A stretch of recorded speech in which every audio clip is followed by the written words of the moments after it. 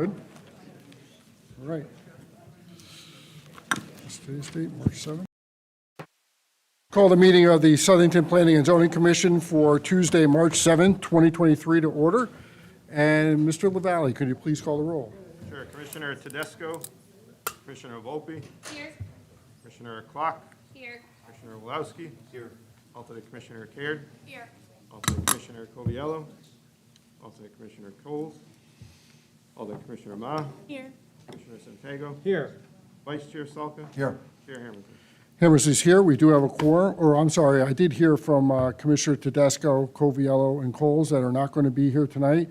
I'm going to seek Commissioner Caird in the place of Commissioner Tedesco. And with that, we do have a quorum. If we can all stand for the Pledge of Allegiance, please.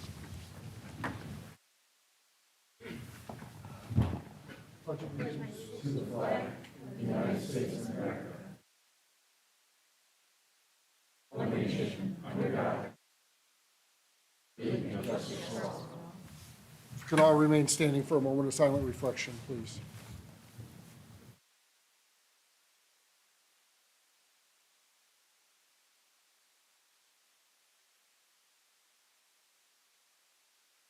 All right.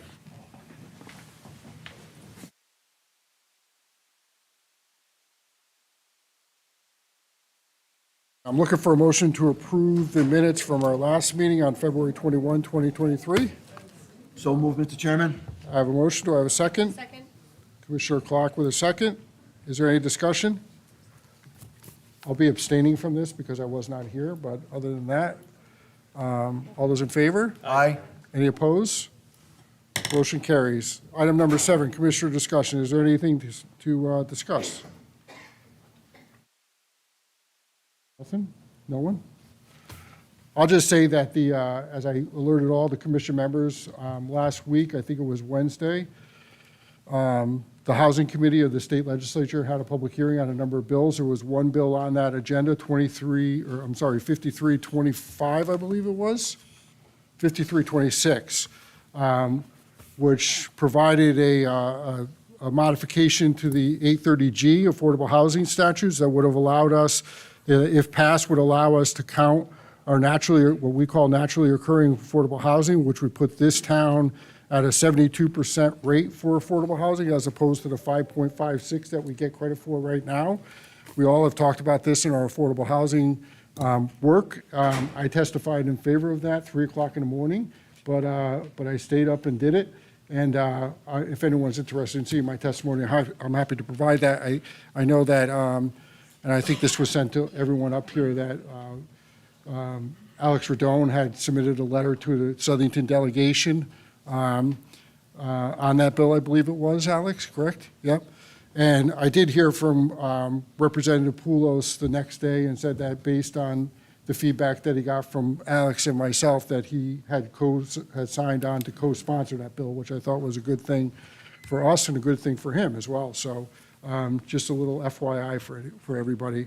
With that, I'm going to move into item number 8 on the public hearing. However, I want to propose to do something a little bit different than what the agenda is going to show.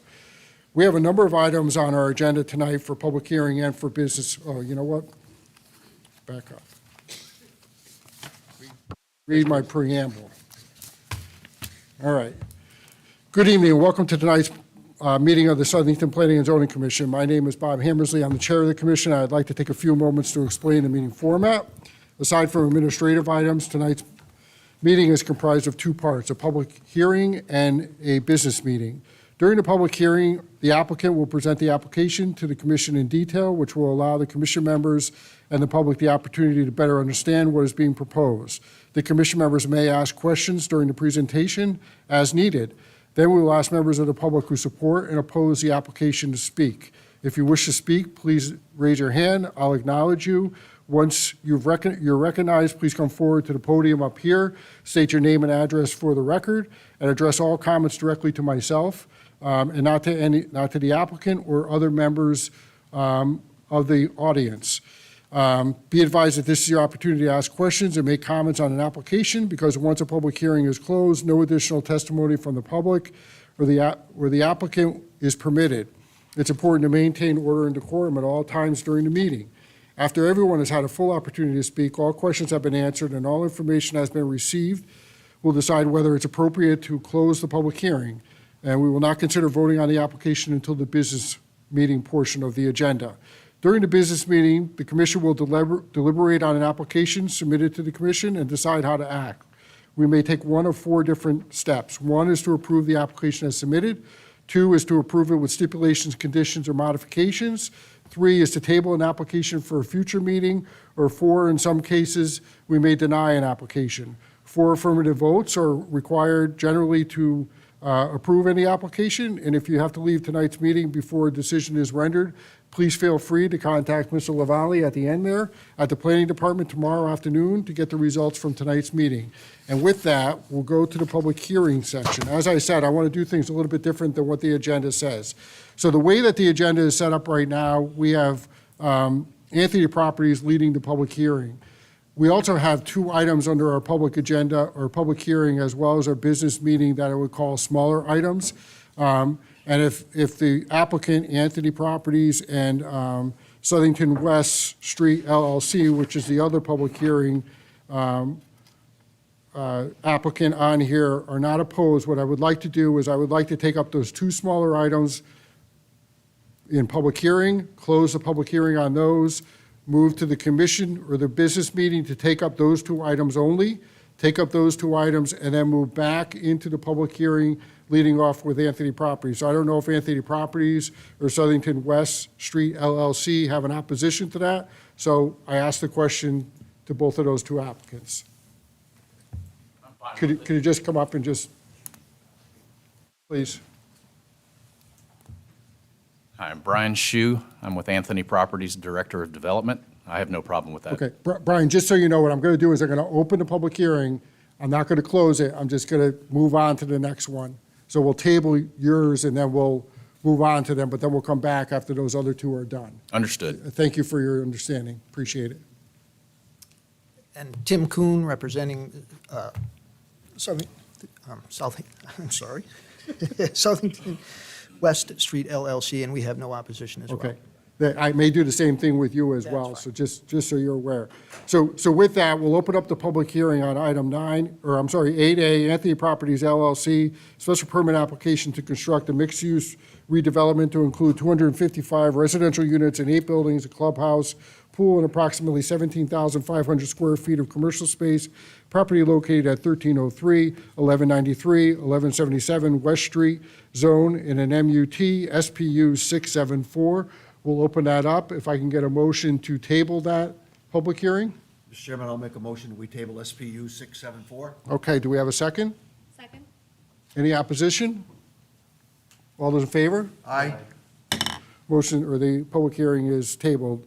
Item 8B, Lauren Mercury, home occupation application for a cottage food license. Property located at 67 Sunny Slope Drive in an R2025 zone, HO84. Lauren, hi. How are you? I'm well. Can you just give us your name and your address and Yeah. let us know what you want to do? Lauren Marcure, 67 Sunny Slope Drive in Southington. And I'm looking to have a home bakery to do specialty cakes, cupcakes, the decorated sugar cookies, and just some other yummy treats like truffles, stuff like that. I've been wanting to do this for a while now. My mom and my Mimi and I always had the dream of doing this and then never got the opportunity. My Mimi passed, and now I'm doing this in honor of her. All right, Before I get emotional. all right. Lauren, just stay up there. I'm going to see if anyone on the commission have any I questions. did bring these for you guys if you would like one, if it Okay, yeah, helps to yeah. kind of show products and Sure. stuff. I was gonna bring trees, but I wasn't sure what the. Yeah, We want the real deal, not the this- pictures. We want the real thing, just for verification, for verification purposes. let the record show that she provided us with a brochure for her business, but, Finally something. My God, these are beautiful. hey, Lauren, I appreciate you taking the opportunity to market yourself. Good job. I might have a job for you, actually. But that aside, are there any questions for members of the commission? Mr. Chairman. Commissioner Salka? As far as the home bakery, what kind of delivery or What do you expect? You're going to have customers coming to your house? You're going to deliver? Yep, so. How is that going to work? So per the cottage food bakery laws, I can't deliver. So they actually have to come to my house to pick up all the products. Okay, and what kind of traffic volume do you think that, I mean, like one customer a day, two customers a day? Not even. The main pickups will probably be on the weekends when most events are, so probably Thursday, Friday, Saturday, more of a busy schedule timeframe for pickups, but where my location is at the end of the road almost. So I have a wider driveway so people can come right in my driveway. And there's not going to be a storefront, it's strictly orders for pickups. So I'll be able to control who's coming at what time for traffic. Thank you. Okay, thanks. Anything else for members of the commission? No? Lauren, anything else? No, thank you. All right, take a seat. We'll see if we got anybody who likes it or Thank you. doesn't like it, or Thank you. nobody wants to talk at all. Who knows? Before I move to that, just FYI for the people who listen, or the people doing the engineering and back, I was told that we have no sound coming out on the feed, so to the extent that someone could address that. I'm not going to hold things up, I'm just going to keep going here, but are there any members of the public who'd like to speak in favor or opposition to Lauren's application? Going twice? Seeing none. Lauren, you have anything to add? Any objection to the hearing on this? All right, we'll close the public hearing on that one. Moving on to item 8C, Susan and Keith Larson, special permit application to construct a detached garage, property located at 1214 Woodruff Street, SPU 675. For the record, Brian Panico, Harry Cole & Son, 876 South Main Street in Plantsville. So I'm here on behalf of the Larsons. They would like to construct a garage/barn. It's 1,200 square feet.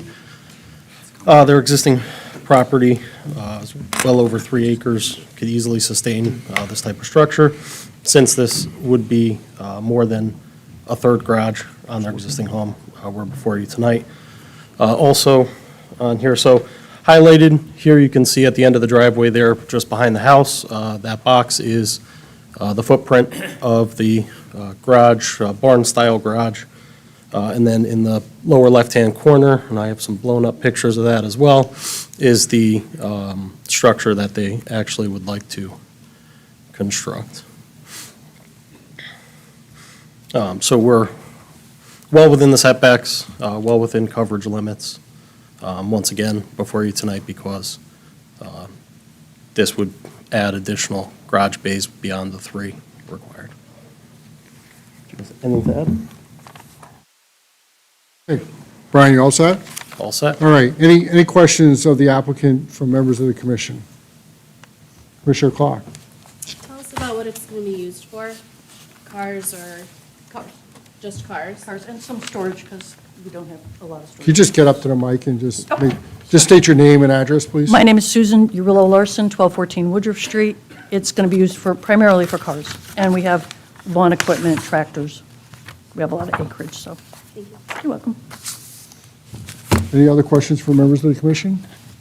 Commissioner Salka? Will there be any running water or that type of thing in that building, other than electricity, I assume? Right.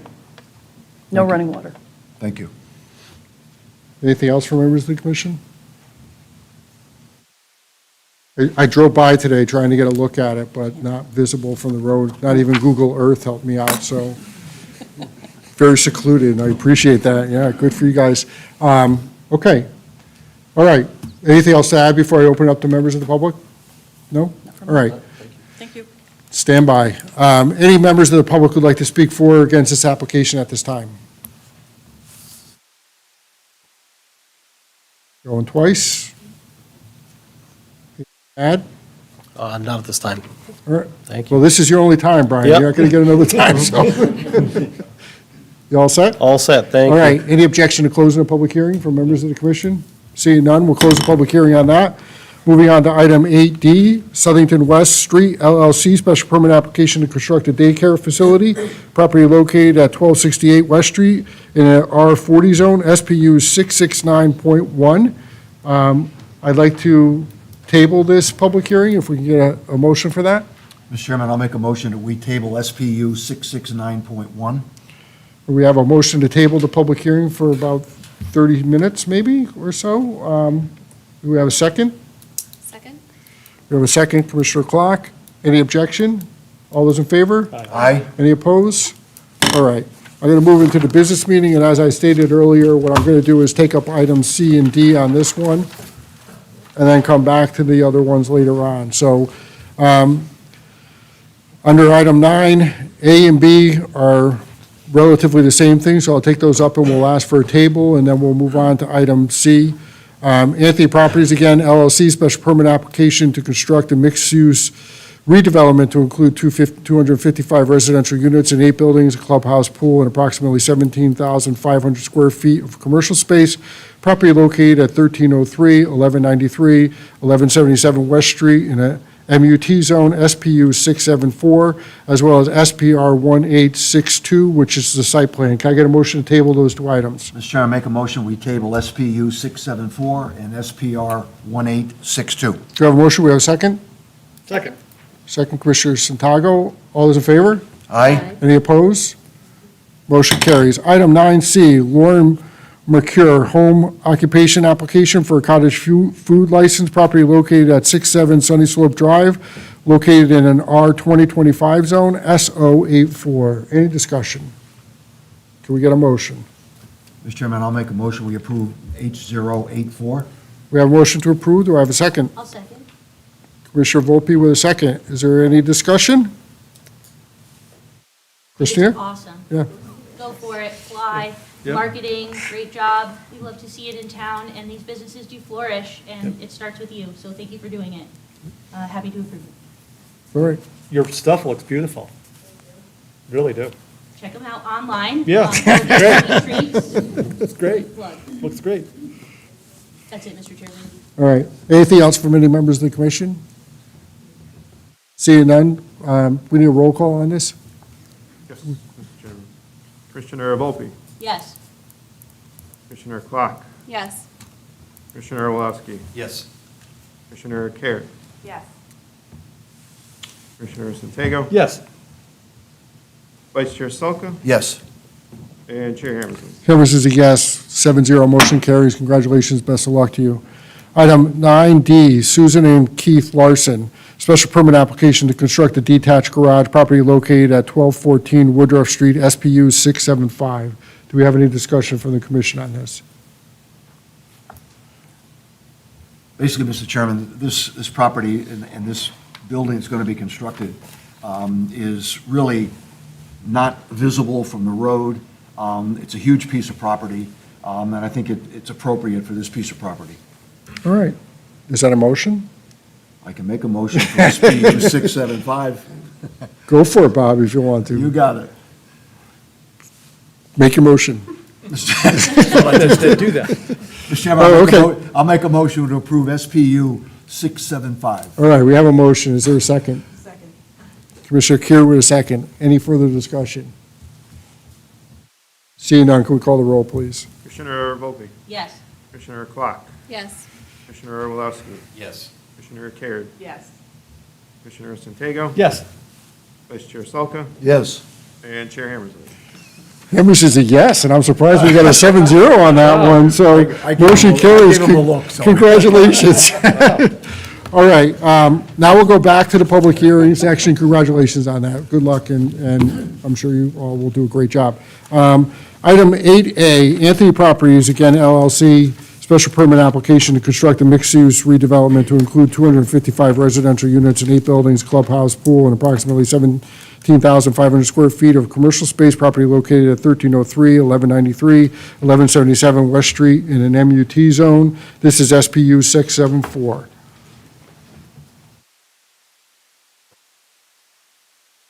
I'm going to lose my voice just reading off these applications tonight. Thank you, Mr. Chair, members of the commission. You can hear me okay through the microphone? Okay. Let me just get the presentation rolling here.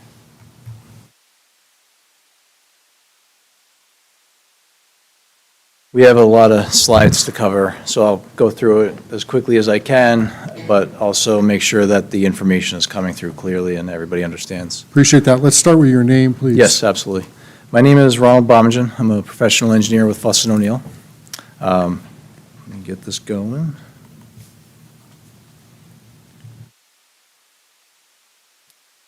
And before we jump into the presentation for SPU 674, can we also use this time during the presentation to apply to SPR 1862 as well? Well, that's a site plan, so that's going to be taken up, that's not subject to a public hearing, so that would be taken up in the business portion. Correct. I just wanted to save some time and not have to represent everything. So if you want to, I can do that. You know, Ron, my only hesitation is that if you open it up, then it's going to become topic of conversation Okay. during the public hearing, and it Okay. really shouldn't be. But really, the two of them are one piece. One piece. So I leave it to you as the applicant on what you want to do. Okay. All right, so we'll get going here.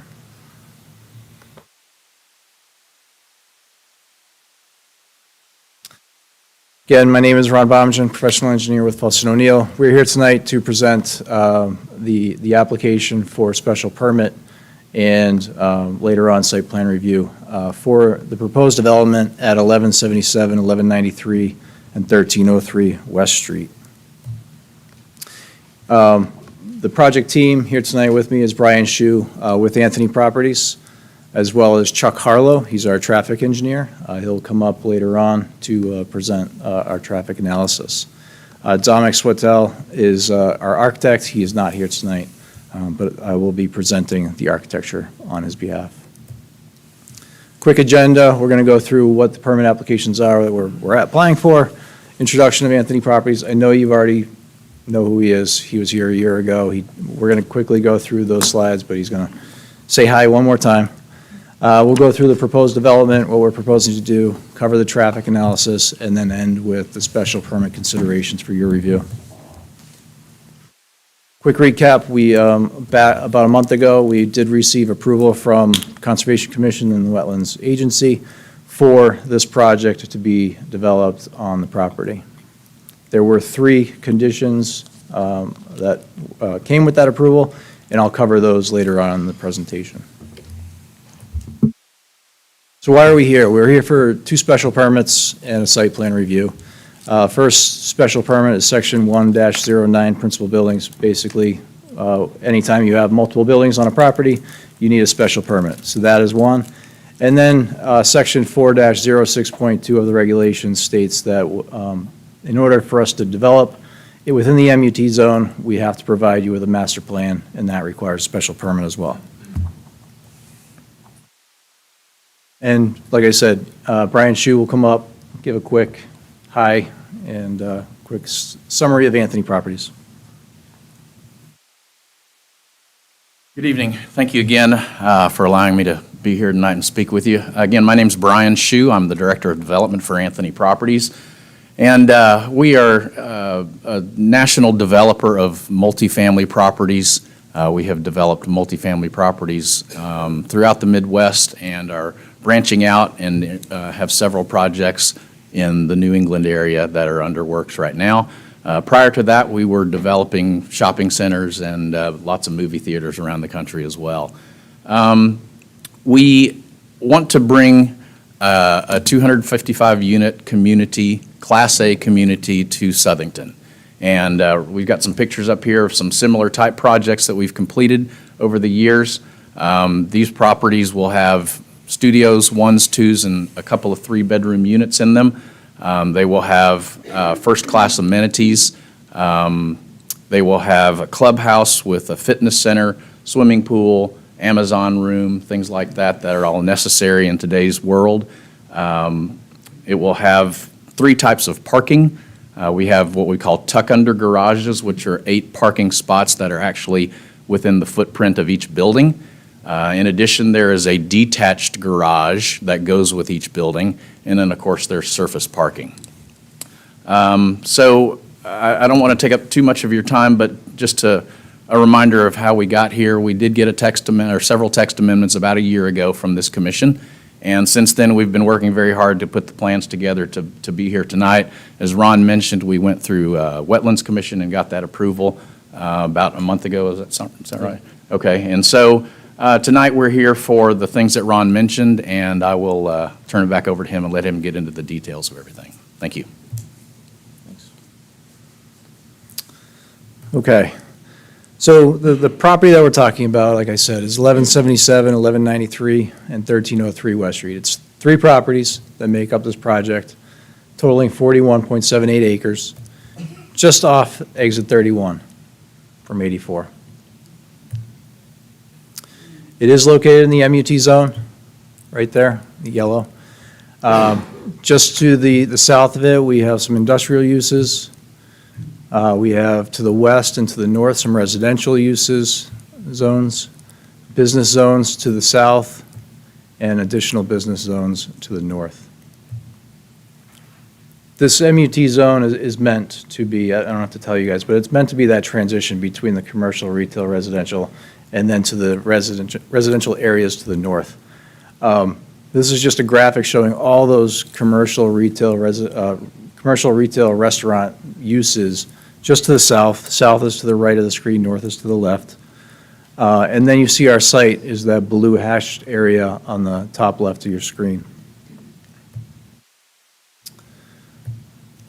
As you can see, the property is mostly vegetated now. There is an Eversource easement, transmission easement that cuts through the property up and down there. North is to the right of your screen, south is to the left. Curtis Street is also on the left. Just to orient you here. So West Street is the top of your screen here. Curtis Street is here. The site has its challenges. There's a significant grade change from west to east. Along Curtis Street, there's a grade change of about 34 feet from property corner to property corner, and about 100 feet on the northern side portion of our development. Not the northern side of our property, but where our development limits are. So there's about a 100-foot grade change from west to east. In addition to the grade challenges, we have a couple easements. There's a 50-foot water main easement in favor of New Britain Water that cuts diagonally through the property, and then the 250-foot electrical easement from Eversource Transmission that cuts through to the north side. All of the proposed development that we're going to talk to you tonight about is to the south of that Eversource transmission line easement. So all of this property to the north of that, and pretty much just about everything within that transmission line easement does not have any new development going in it. In addition to those two challenges, we also have a significant amount of wetlands. We have just under 5 acres of wetlands on the property. And as Brian and I mentioned before, we got approval from the commission about a month ago for this specific development. So what does it look like? It hasn't changed a whole lot since the last time we were here. We presented you with a drawing, a conceptual drawing layout of this during the text amendment, and it's very similar. There were some modifications to it, and some reduction of buildings and just moving them around, but the intent is pretty much the same as what we had shown about a year ago.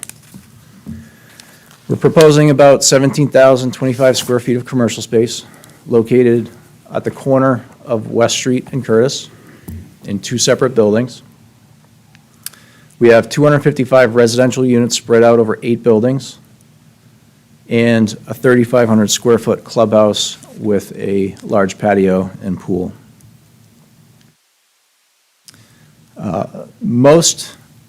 What we tried to do with this design is try to leave as much vegetation, existing vegetation as possible between West Street and the proposed development. So you can see all of these trees, that's existing vegetation going to remain. We're going to leave that, and these buildings here, a little over 150, 200 feet away from West Street.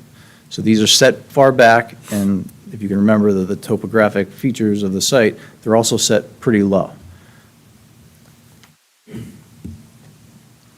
Zooming in on the clubhouse area, like I said, it's 3,500 square feet.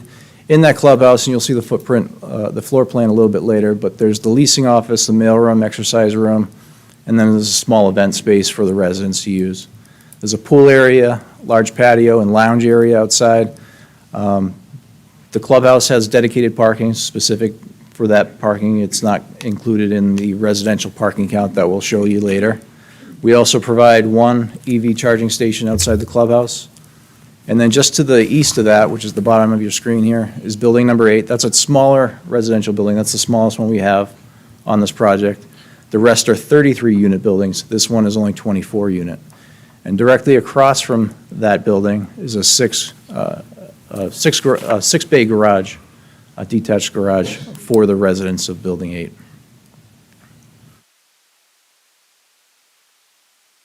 Zooming in on buildings 1 through 5 here, West Street is to the top of your screen. Commercial space that we just talked about is to the top left there. Most of these are designed as pods. So every 33-plex building has an 8-car garage across the main driveway. So there's driveways to access garages inside those residential buildings on the first floor, and then across the way there's an 8-bay garage stall as well. We are providing two exterior electric vehicle charging stations at each of these buildings, and also one inside one of these garage bays and that detached garage. We have dumpster pad locations and enclosures. What we tried to do is provide one dumpster enclosure area to share between 2 buildings. On the top here, you'll see there's 2 dumpster enclosures shared between 3 buildings. This one here is shared between those 2 buildings. And then buildings 6 and 7 down here, you'll see, again, the pod.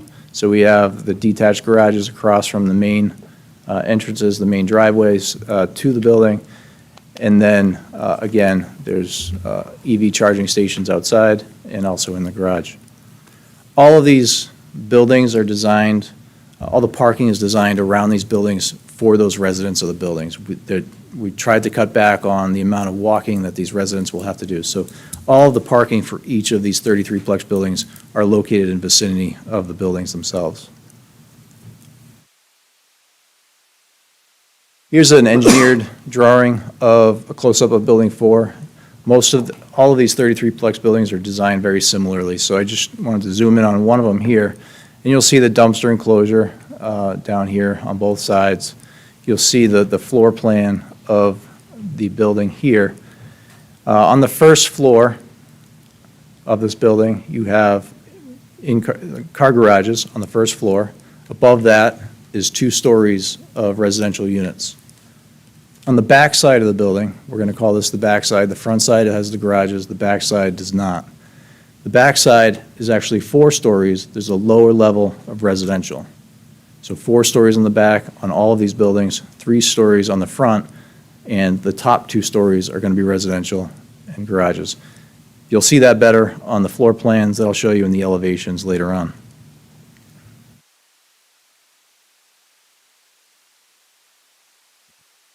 And this is just a graphic to show you why we located the main driveway to get into our development, why is it where it is now. So when we lay out these entrances to developments, we want to take a look to see what's around. So across the street, there's that commercial development, and there's an existing driveway. It didn't make sense to offset it from a safety standpoint, so we lined it up directly across the street from that. We did work with the Wetlands Commission to modify the main access driveway as you get in, because there is a finger of wetlands right in here and also in here. So we put this little curvature in the main driveway coming in to get it further out of those wetlands and save some of the wetlands that are there.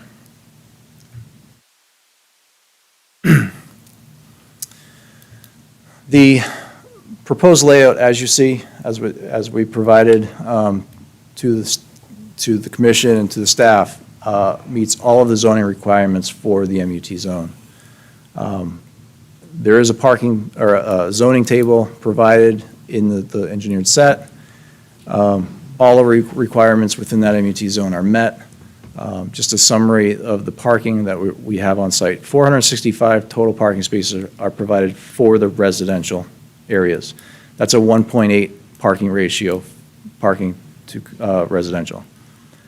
Typically for developments like this, what we like to see in more urban areas somewhere around 1.1, 1.2. Where we don't have a whole lot of public transportation, we want to see something above 1.6, 1.7. So we're at 1.8, we got a good parking ratio. We have adequate parking for all the residents to use. And out of that 465, 123 of those spaces are covered, whether they're in the building or in that detached garage. Also, I know it's tough to see, but we provide 31 electric vehicle parking stations. That's 5% of the total parking count for the project. Like I said, two exterior EV stations outside each residential building, one in the garage, and then the commercial space will have 7 EV stations, and then the clubhouse will also have 1.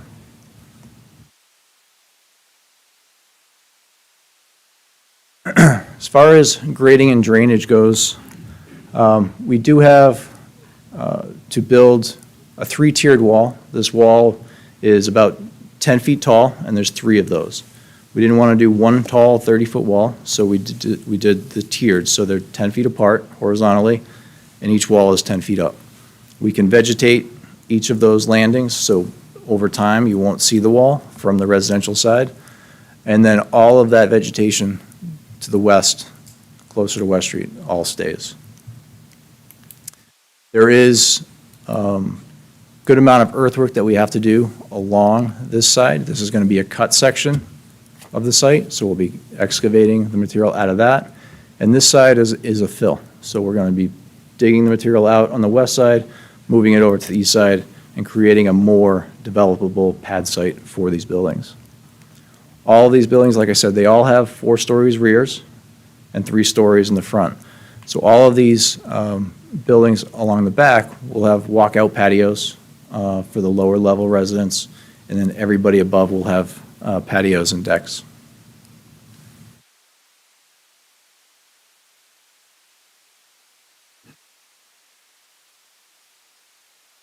Just to zoom in on these buildings here, we have some elevations here that demonstrate that. So elevation 220.75 in the back of Building 3, and in the front of Building 3, it's 231.75. So there's that grade change from front to back on all of these buildings. It also helps us build into the side of the hill, hillside there. Like I said, there was a 3-tiered wall along the west side between the development and West Street.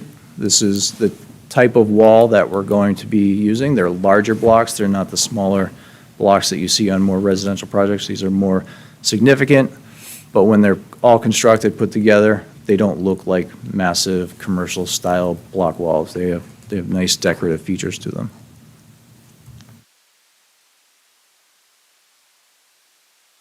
As far as stormwater goes, we match all the peak runoffs from pre and post. There's a substantial amount of subsurface infiltration, retention that we're going to need for this project.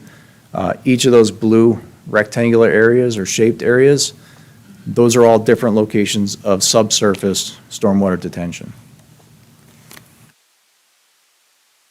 And this is just a graphic of a type of subsurface detention that we can use. This is StormTech, made by ADS. They make large ones all the way down to some small ones. The ones we're proposing are these MC 4500s. These are more significant. You need a lesser footprint for those, and we definitely have the capacity. We also tried to do as much green infrastructure as possible. So in addition to the structural elements of the stormwater management, whether it's for water quality or mitigation of detention areas, we also provide these water quality basins and swales. These blue areas, over time, will almost look like wetland areas. They will be there to help treat the stormwater quality leaving the site, as well as cool it down before it goes into the adjacent regulated areas and wetlands. And in total, we're providing almost, just under 19,000 square feet of new water quality features on the site. And it also creates a nice buffer between the development and the wetland areas, so it increases that area. These are just some graphics, figures of what the types of water quality basins and swales that we have designed over the years will ultimately look like. This is what they look like today. The ones in Southington could look something similar to this.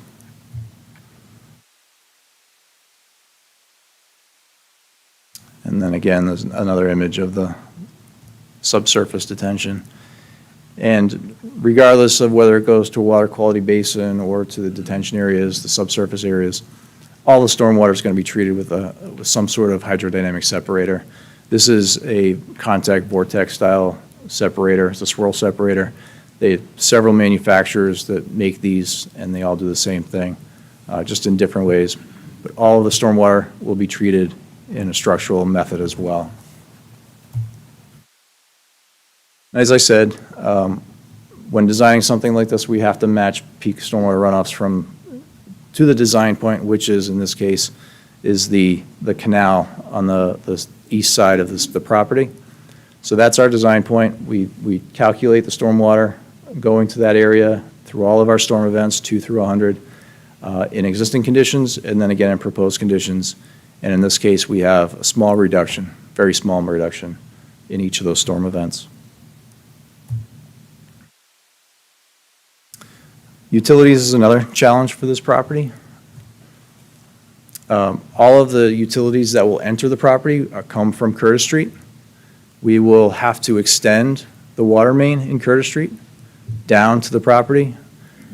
We actually have to go to the property line. That's a requirement from Southington Water. We could have just brought it to the driveway, but they asked us to bring it to the property line, so that's what we're doing. We would have to connect up here at the intersection of West Street. Electrical service, there's three locations that we're going to tap into along Curtis Street. There's a pole up here, there's one here that feeds the main portion of the property, and then there's another small one here that will feed the clubhouse. Because of where the property is and where your existing gravity sewer is, we do need to pump everything from the site. So our project does include a sanitary sewer pump station and backup generator. That's located down here by Building 8, just off of Curtis Street. That will, the entire development, gravity feeds down to that pump station and then gets pumped up Curtis Street, goes south on West Street, and ties into the beginning of the gravity sewer right here, which is in front of the, I believe it's the Courtyard Marriott. All of these properties, just to the east of West Street, all have injector pumps. They all have sewer pumps that pump to this location. And there's easements that we're going to have to get an easement from those landowners, just like the developers of this property had to do in the past. I know the property owner might be here tonight and he'll probably speak, but there's already, I believe, 3 force mains that run along West Street in that location. So we'll have to coordinate. We'll have to make sure we get those easements before any of this can actually happen. And here's just another graphic showing the 1,700 linear feet of force main that we have to put in to support this project. Erosion sediment controls were designed in accordance with the Town of Southington standards, as well as the 2002 Connecticut guidelines for soil erosion and sediment controls. On the plans, you'll see locations of Filtrex silt socks, as well as silt fence around the perimeter where we have fill slopes.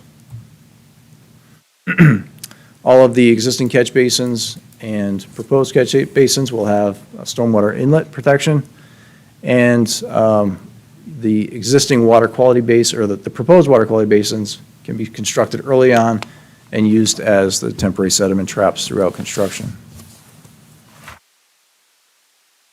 In addition to all of that, the project will have to go through Connecticut Deep to get a stormwater general permit.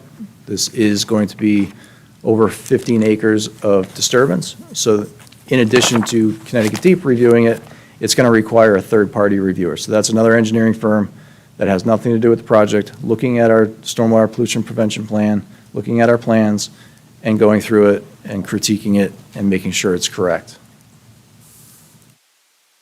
And with that general permit comes the inspection. So at 24 hours after every rainfall event, significant rainfall event, we have to do an inspection of the erosion sediment controls of the site, and the contractor would have to do any improvements to the erosion controls that we deem necessary.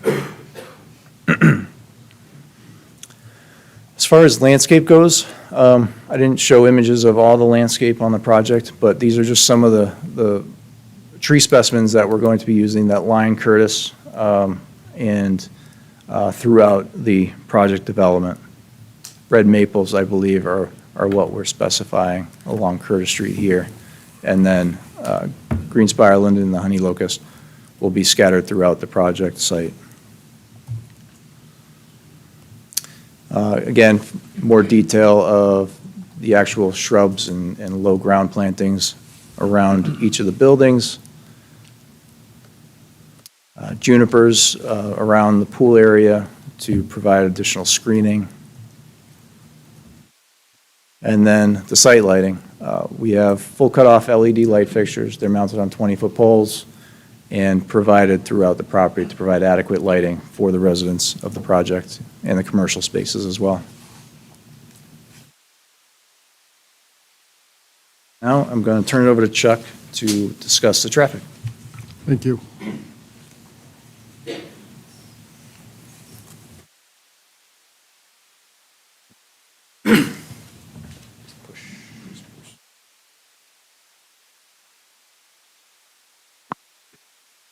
Good evening, I'm Chuck Harlow. I am also a professional engineer working with Fuss & O'Neill.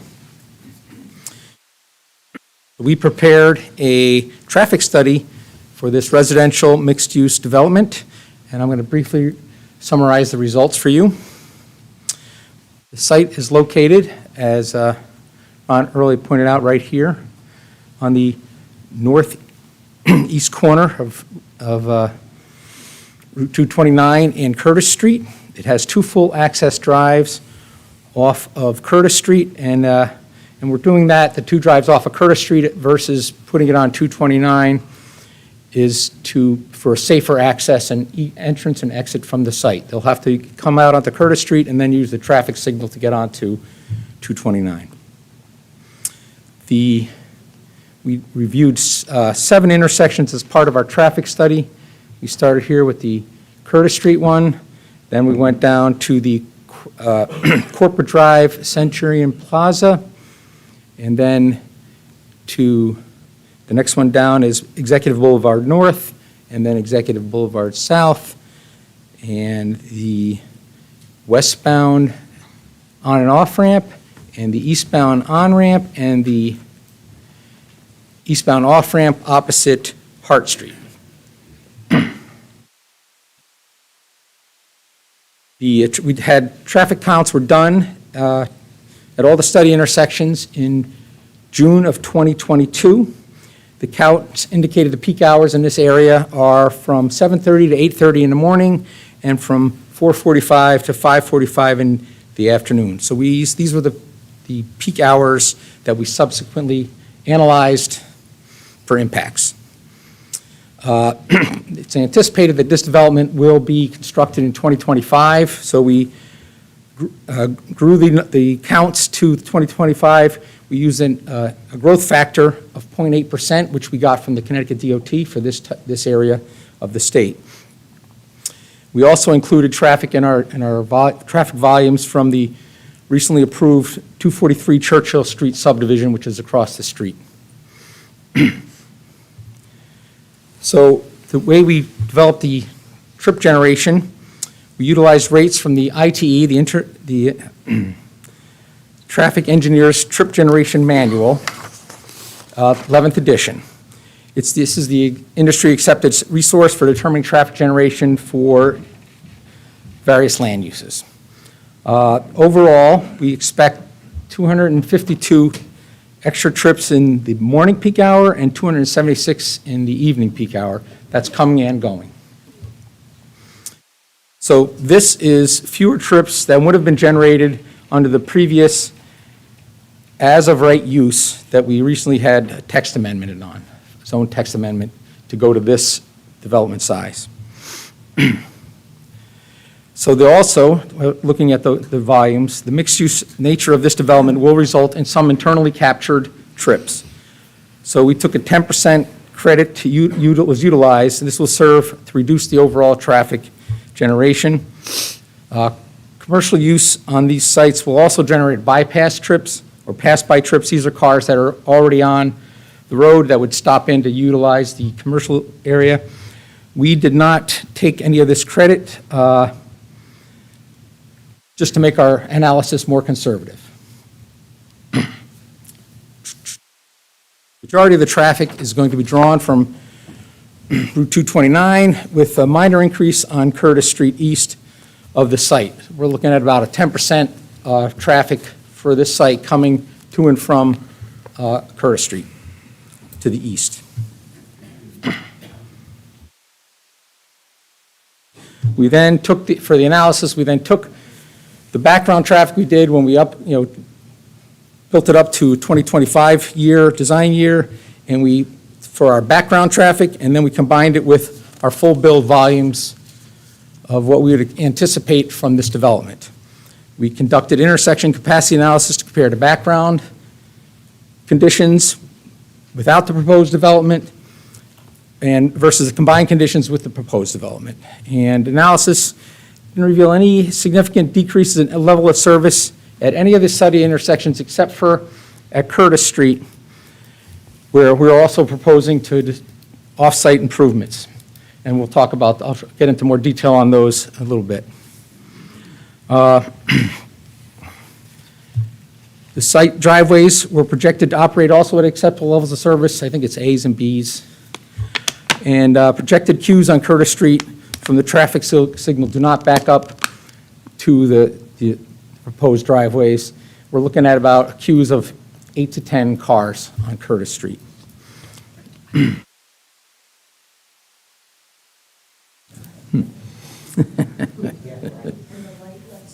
Oh, yeah. Way up this street. Please, everyone will have their chance. It's the applicant's turn right now, so let's maintain decorum here, please. So this is the site plan that Ron had shown earlier. I just wanted to talk about the two driveways. We measured the site distance and stopping site distance along Curtis Street to the driveways for vehicles exiting the driveway and for vehicles pulling out might be in conflict with somebody driving down on Curtis Street. The site distances exceeded all the Connecticut DOT criteria for safe egress, and upon we'll have to clear some vegetation, but that'll be part of when we're developing the site. We also reviewed the latest 3-year crash data from the Yukon Crash Repository, and the type and frequency of crashes reported are not abnormal for a signalized arterial such as this is. And let's see. We looked into what's going on with Connecticut DOT. They are proposing to upgrade the traffic signals at Curtis Street and also at Executive Boulevard North in a future project. It's probably a couple, 3 years out. I don't have a real good timeline on that, but it is in their works. NVCOG, also Naugatuck Valley Council of Governments, I'm sure you guys are aware of that. They published their quarter study for this road. There's numerous short and long-term improvements proposed along this corridor. Two of them in this area mostly are, there's a proposal, and these are long-term, none of these are short-term, they're all long-term, is to realign, Churchill opposite Curtis, and the other one is to provide another lane southbound from around ESPN through to where it becomes 2 lanes past this intersection.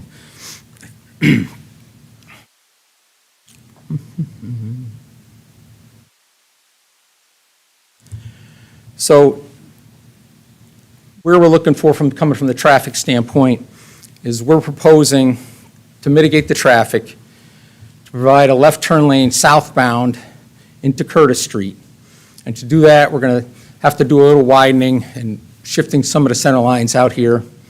What this will do, based on our background analysis, the intersection is a level service D in the morning and a level service F in the evening, which are bad. F is very bad, in case you're not a traffic person, that's bad. D is more of a acceptable for an urban environment. With these improvements and retiming the traffic signal, we're expecting the AM to be a level service B and the PM to be a level of service C. So opening up that left turn lane significantly improves the operation of this intersection, and then also retiming it.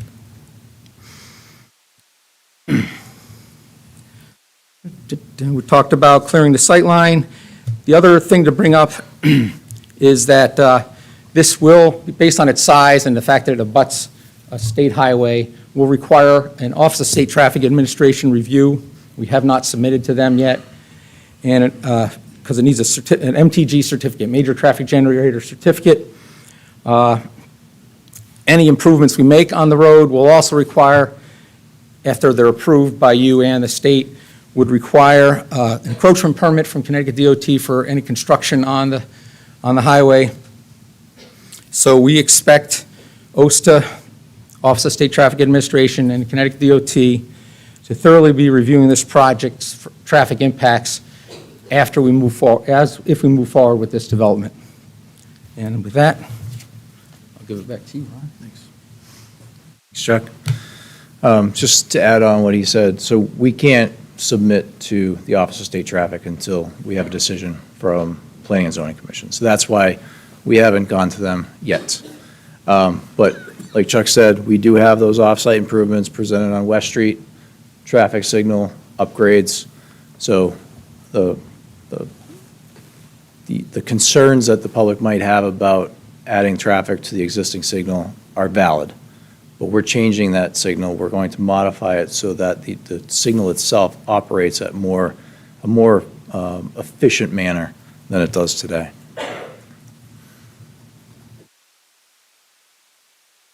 I'll quickly go through the architecturals. I know we've been here quite a bit. So like I said, 4 stories in the back, 3 stories in the front. This is the lowest level, so you'll only see residential on one side of the building there. Next floor up, you'll see the garage spaces and residential. Building elevation in the front, we got the stone veneer along the bottom, and then hardy plank above that. There's a nice colored graphic of it in a second here. And then in the back of the building, you'll see the 4 stories with that lower level being that stone veneer. Clubhouse footprint, like I said, it's got the exercise room, the leasing office, some gathering space. Again, the stone veneer along the bottom of that, around the perimeter. And then it's tough to see. I have an actual photograph of a completed building from Anthony Properties, but you can see vaguely the stone veneer along the bottom and the natural tones that are a requirement within the zoning regulations of the buildings in this zone. And then here's a finished product of one of their finished buildings.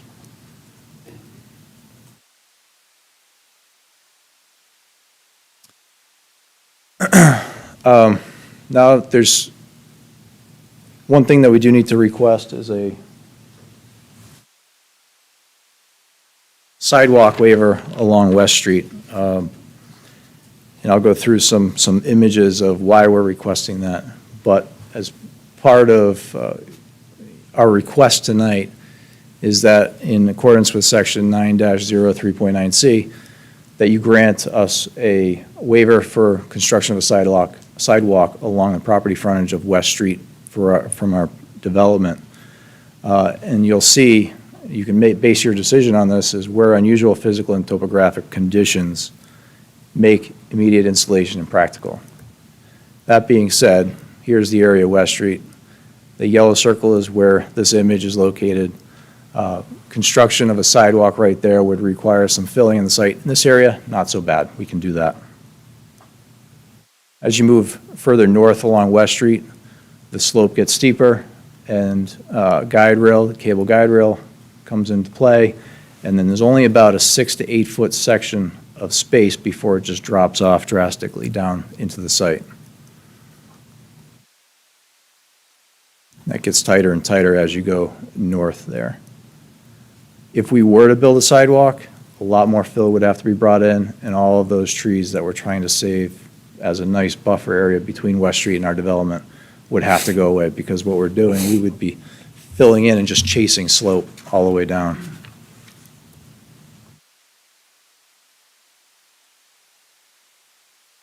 So here's a written letter requesting the waiver.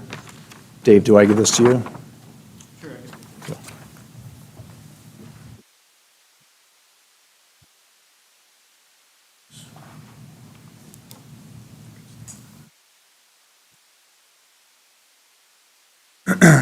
And then, this is getting to the end here.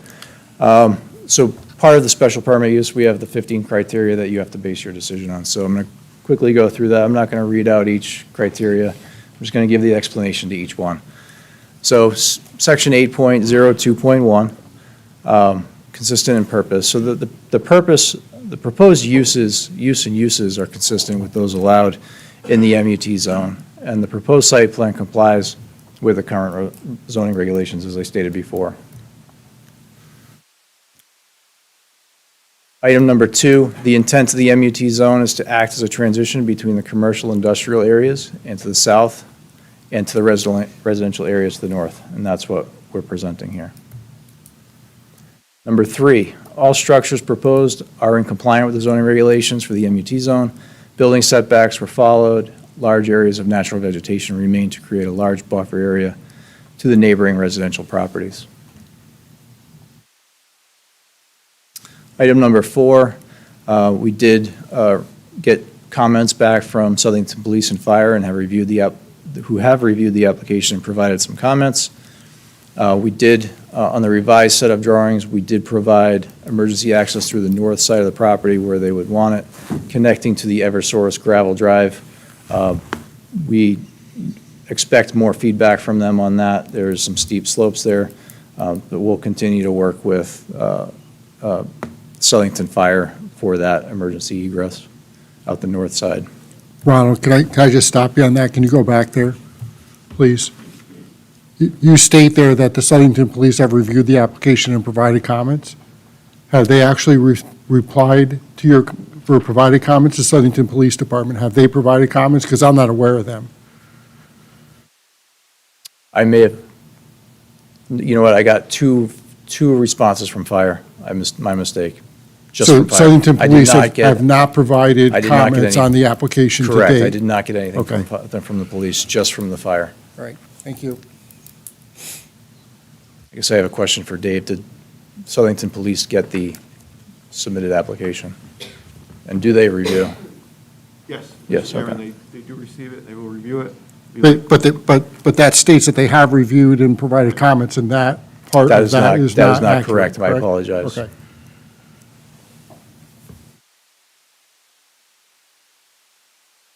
Item number 5, off-site improvements are necessary along West Street, as Chuck mentioned before, and portions of Curtis Street to safely accommodate the development project. Further permitting coordination with Connecticut DOT is required upon receipt of the land use permits. That's a very lengthy process, the submission to OSTA, and then getting encroachment permit with the state. Item number 6, the lot is sufficient size to accommodate the proposed development. The Conservation Commission has reviewed the application and unanimously approved it. All proposed uses and design requirements set forth in the zoning regulations for the MUT zone have been met. Item number 7, the proposed landscape design has been included in the supporting application documents and included a combination of trees, shrubs, and other plant materials. The majority of the existing vegetation along West Street will remain to provide natural vegetation screening between the public right-of-way and the development, and the existing vegetation to the north and to the northeast will remain in place to provide adequate screening and additional screening to the adjacent residential properties. Item number 8, further permitting with Connecticut DOT as well as Connecticut Deep will be required prior to construction.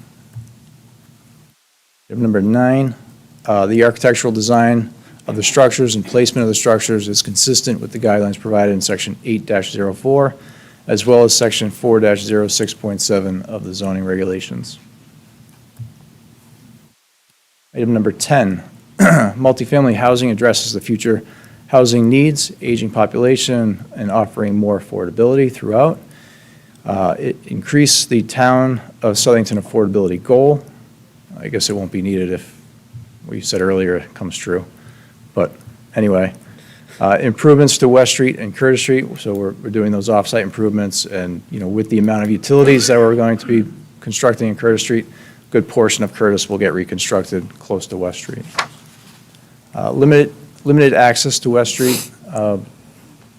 Per your zoning regulations, we aren't allowed to have a new access point onto West Street. So all of the access is on Curtis Street with limited access to West Street. Actually, no access to West Street from our property. And then pedestrian connections and safe crossings to the commercial retail areas to the south. So along with the improvements along Curtis and West, we will be providing ramps and crosswalks at each of those locations with pedestrian signalization as well. Item number 11, the use is consistent with the intent of the MUT zone, which is to be used as a transition zone from the commercial to residential areas. The proposed mixed-use development does just that. Intersection improvements at West Street and Curtis Street will ensure that the normal traffic patterns will either improve or not impede that of the existing conditions. The project was designed to not hinder the existing adjacent properties, mainly the main driveway to the site. We located it directly across the street from that existing driveway. Item number 12, the site is not within the aquifer protection area within the Southington. Item number 13, a site walk on January 21st, 2023 with the Conservation Commission and Wetland Agency. During that meeting, during that site walk, we did discuss preserving specimen trees that are on that walk. Prior to any construction or clearing of the site, we would walk the site with the contractor and Mr. LaValle and any other staff and identify some of those specimen trees that should remain throughout this construction period. In addition, there were some conditions of approval set by the commission, the agency. One of them was aluminum wetland markers will be placed every 50 feet behind the residential units. That's the units in Building 8, just off of Curtis Street, along with a row of 3-foot boulders and blue spruce trees provided along the top of the canal, basically just to signify that the canal is part of the history of Southington, and we'll have a plaque that shows that. And that's the last bullet there. Signage in the vicinity of Curtis will be provided indicating the canal remnant. 2 more. Item 14, existing utilities are provided in the vicinity of the project and adequate to support the development. The development team will continue to coordinate with all the utility providers to ensure proper design and standards are met. And then the development team will also have to meet with adjacent property owners to discuss acquiring the easements necessary to install for the installation of the force main, as well as the long-term maintenance of that. And the last one here, parking and access to the development complies with the zoning regulations, and access to the development parcel is not allowed directly from West Street.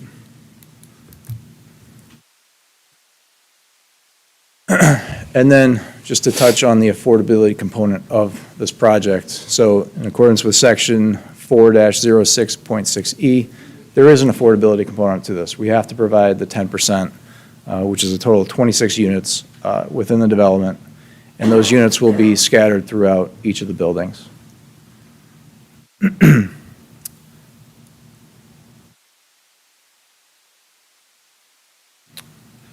With that, I will turn it over for questions. All right. Thanks for the presentation. Appreciate it. So we'll open it up to members of the commission with questions. Commissioner Clark, please. Can you go through the emergency exit or The- access? I don't, Yeah, it's tough to see. It's not an emergency exit for residential cars or residents. correct, for. For emergency, yeah. Vehicles or, It's town what, staff. yeah, we provided exactly for what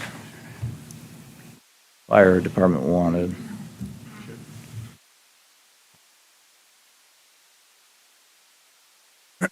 So they asked for egress out the north side of the site, right where this driveway here tees into this one. And we provided mountable curb here, and this will be a gravel drive that connects over.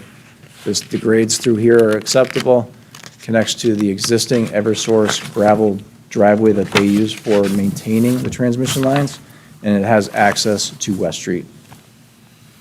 And then you said that there was challenges with the grading there. What are those challenges? Right here, this is a level area right here. That portion of the access is level. You turn left onto the gravel access driveway that Eversource has now, and it's steep. Like how steep? I don't have an exact answer. Okay. But we responded exactly to what the fire marshal wanted us to. Okay. So if he's got further comments or she, then we can certainly address them. And then I wanted to include into the presentation some of the previously stated concerns of this commission, which were a couple. One, reduced commercial property now has been reduced to those front two buildings. And also, another issue that's come up is delayance of affordable housing. And wanted to get your thoughts on a phased approach to that. Maybe start with walking through what the phases to this project would be, and if the applicant would consider having a prioritization phase for those two items. Prior to, say that again? Prioritizing the commercial property and affordable housing components. I don't want to speak for Anthony Properties, but they're a residential developer. There is no tenant for the commercial spaces right now. That being said, you build residential, those become very popular locations at the corner of Curtis and West, and developers or tenants for those commercial spaces will come. The intent of this is to build all the residential and a pad site for the commercial spaces and work with tenants to move into those locations. But right now, there are no tenants in those locations. Did that answer your question? Yes, thank you. You all set? Commissioner Santago? So, first of all, I appreciate the thoroughness of your presentation, and I'm pleased that you went through or concentrated on our regulations. Because as you know, that is the basis upon which we must render a decision about whether or not you're in regulation. So I appreciate that.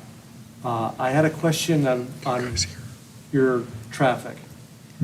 So as I understood, and please fact check me if I got it wrong, which is entirely possible. One of your main assumptions, I think, was that residents would use 229 as the major way to get out of there. They come out of Curtis, but the major egress or would be out onto 229. If you were to change that assumption and say, no, the major egress is going to be down Curtis, what would that do to your assumptions and to your traffic study? Here's why I asked. You residents are going to find very quickly to avoid West Street like the plague. So they're going to find out very quickly you don't go to West Street. And if I need to go somewhere, I need to go on Curtis, like Stop and Shop or somewhere in town. You're not going to go do that.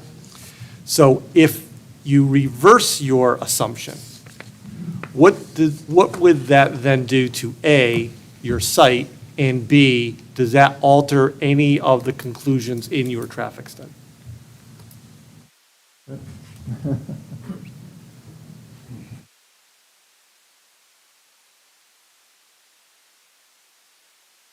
I don't know if I have a full answer for you. If You get the gist, though, right? I understand what you're saying. So if you're going to have all the traffic or a majority of the traffic going Curtis Street, is that where it popped out over Yeah, here? yeah, Over here versus going on 229? yeah.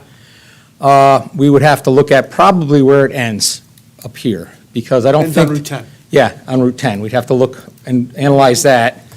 And I'm not sure what improvements we would need on West Street, right? I'm not sure what the volumes are. I don't think there would be, it wouldn't be a total, I can't see it being a full reversal, because you get on 84 really quickly if you're trying to go to work. And a lot of these are coming and going to work.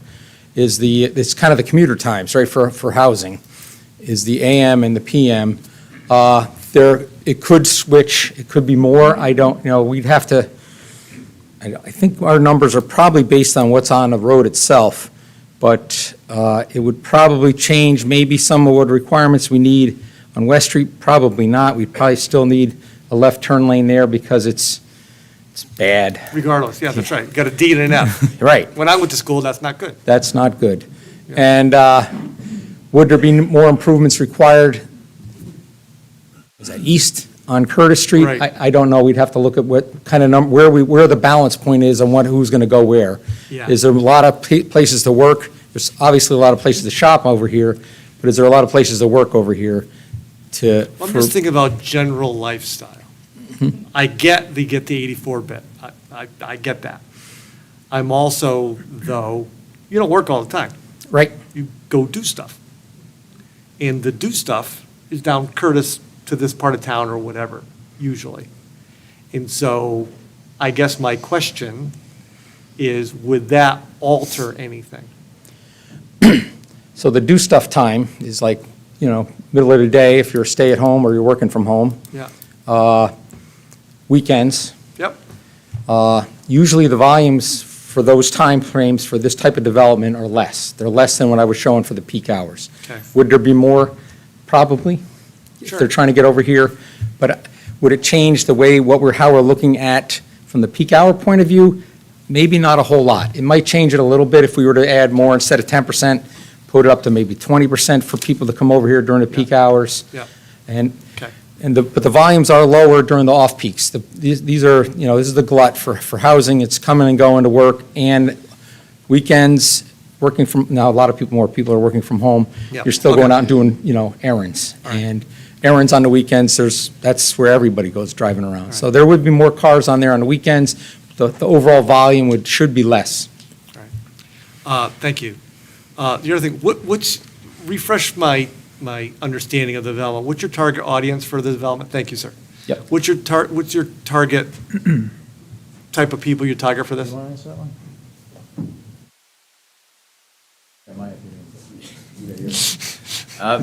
These projects are geared really towards young professionals and 55 and older, people that like to lock and leave their property, people that are empty nesters, that sort of thing. They're not really geared towards families. We don't have, but I think it's 1 3-bedroom unit in each building. Oh, wow. The 24 may not even have a 3-bedroom, if I can't remember right now. But anyway, it's not really geared towards people with growing families and lots of children. Gotcha. Thank you. Sure. And what's your price point, do you know? Well, it's a market rate property, and, the true definition is whatever the market's charging at the time. I could probably look up what competitive properties are charging right now, but we're talking about a couple years from now before something opens, and so it'll be. 2025, Yeah. you're going. Yeah. But I guess my question is that you're not going for low-income housing, you're getting more toward a higher income level versus outside of the affordability ones that we're talking about. I get Correct. 10%. Correct. But This is out of that, you're looking for a more, I'm going to choose my words, please correct me, higher end type client? That's correct. Okay, Yes. all right, thank you. Mhm. That's all, Mr. Chair. You all for right set? now. Yeah. Any other questions for members of the commission? Commissioner Volpe? Thank you. This is a question regarding the traffic study, if I may. Sorry to bring you back up. I know you just sat down. Sorry, I didn't need to get my steps, so it's good. That's okay. So can you explain to me and maybe other people who may not know, what is a major traffic generator certificate? So it's a state law that you have, if it's over a certain size, I think it's 200 parking spaces or 100,000 square feet, you need to get, and if you abut or adjoin a state highway, you need to get a major traffic generator certificate from the Office of the State Traffic Administration, which is housed at the Connecticut DOT. So then they're charged with making sure it's safe and that you're not impacting the too much. You can only impact a little bit on the existing traffic. And so you got to make them whole, and that's what a major traffic generator is. So would you agree that because this property needs to get one of those, that the parcel itself is going to significantly cause major traffic impacts? We've identified the major traffic, the volumes, based on what this type of development is, and we're looking at, I think I said, 250 to 270 in the different peaks. So that, requires mitigation on West Street, and it requires, appropriate sight lines on Curtis Road. So it, by definition, it is a major traffic generator, yes. And you said you did refer to the recent study done by the Naugatuck Valley COG, right? Yes. And one of the recommendations in there, just for the record, is that sidewalks should go around this place. That West Street itself is very dangerous. So while I commend the fact that you want to connect the businesses, I may, as a commission, want to circle back on the sidewalk waiver request when that conversation comes up, just for safety concerns. Clearly, this is a dangerous area. Clearly, we need to prepare for that. And that's it for now. Thank you, Mr. Chair. Okay. I'm going to move to Commissioner Selka in a second, but before I do, I'm going to make an announcement that as of about an hour ago, our Southington High School boys basketball team won the first round of the CIAC basketball game against, who'd they play? They played Weaver of Waterbury. The final score was 66-64. Southington now moves on to round two. So we wish them well, and congratulations to them. And with that, Commissioner Selka. I have basically two general questions, then another one on the traffic study. With the EV chargers that you're putting in, and you're putting one in the garage area, which is an 8-bay, I think you said, does that one charger, will that cover any of the vehicles within that 8-bay, or is it a specific slot within that 8-bay? That would be with that specific slot. However, we are providing the infrastructure to provide a full 10% of the parking count for electric vehicle. That's one of the state requirements right now, is they're suggesting 10% of the total parking on site to be dedicated to electric vehicle charging. So we will have the infrastructure in place outside as well as inside any of those garage spaces. If they do get a resident that wants to charge their vehicle in the space that they already rent, they'll be able to put in an electric vehicle charging station in there. Okay. Second question, is there any solar anticipated for this piece of property? Right now, there's not. Is there any anticipation to put solar in that? See, southern exposure, I don't see many opportunities on this project to put in solar, but we can certainly look at it. But we'd like to keep all the vegetation we can, and normally you would put it on the roof, possibly the commercial buildings. Okay. Concerning the traffic study, you said that the peak traffic would be 252 in the AM and I think 276 in the PM trips. And you did say that assuming the state doesn't do anything with West Street, that's a D and an F during that period of time? Yes. I don't want to ask for percentages, but what is the risk factor that the state wouldn't allow you to widen West Street, which then would leave it as a D and an F interchange? I mean, is that? I would say it's pretty low, because unless there's something outstanding in this area that would preclude widening West Street, and I don't think there is, the state's kind of charged with, they have to make their call on what's needed to mitigate the traffic and for safety, and then they have to, it would be allowed. It's just an encroachment permit after that. You know, there's always the possibility of a no, but I would think it would be a very slim chance of that. Similar chance of them not widening West Street? Of them. I want to make sure I understood you. So, if you're talking about the NV-COG study, that's a different animal. If you're just talking about us widening, that I think is very slim. The NV-COG widening, that's probably a 5 to 10 years. I would think, I don't know where their long-term, what their definition of long-term is, but that would be my guess. Okay, so basically then this intersection then would remain a D and an F?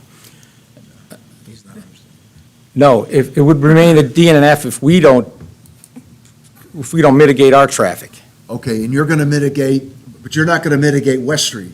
Yes, we're putting a left turn lane on West Street. Okay. A left turn lane on West Street, which will open up that whole southbound, which allows you to balance the traffic timings to allow more time on Curtis, because right now, one turn left and you're stuck, right? So, and then you could also put an advance there, so it gets them out of there through there quicker. So we're going to change the phasing out there. It'll be a left turn lane with a left arrow in the beginning of the cycle. Okay, so that was what you were talking about, Yes. bringing it from a B and a C, and also the light change? Yes. Or the sequencing of the lights? Right, sequencing of the lights, and Okay. we would be replacing that. I would assume we're going to be coming before the state, but I don't know what their time frame is. They might be 2 years out, so we might be about the same time, and we might either design it for them, or they design it and we pay for, I'm not sure how that would work out. They would probably not going to be put a left turn lane as part of their project. And their signal replacement projects, they usually replace, they might change some of the timings, they might put some phasing changes in there, but our development would be putting in the widening. Okay, thank you. That's it, Mr. Chairman. All set? Any other question? Commissioner Woloski? My question would be, looking at the grading plan, you were indicating that the retaining wall is going to be about 30 feet tall in that corner, that front northern corner. Yep. Then the height to the street, looking at, it's about 200, maybe another 15 feet above that, so there's probably about a 45-foot grade differential between the top of the street and the bottom of that retaining wall. Correct.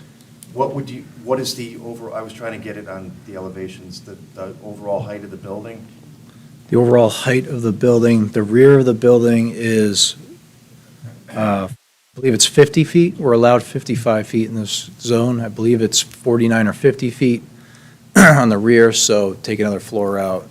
We're about 38, 40 feet in the front side of that. Okay.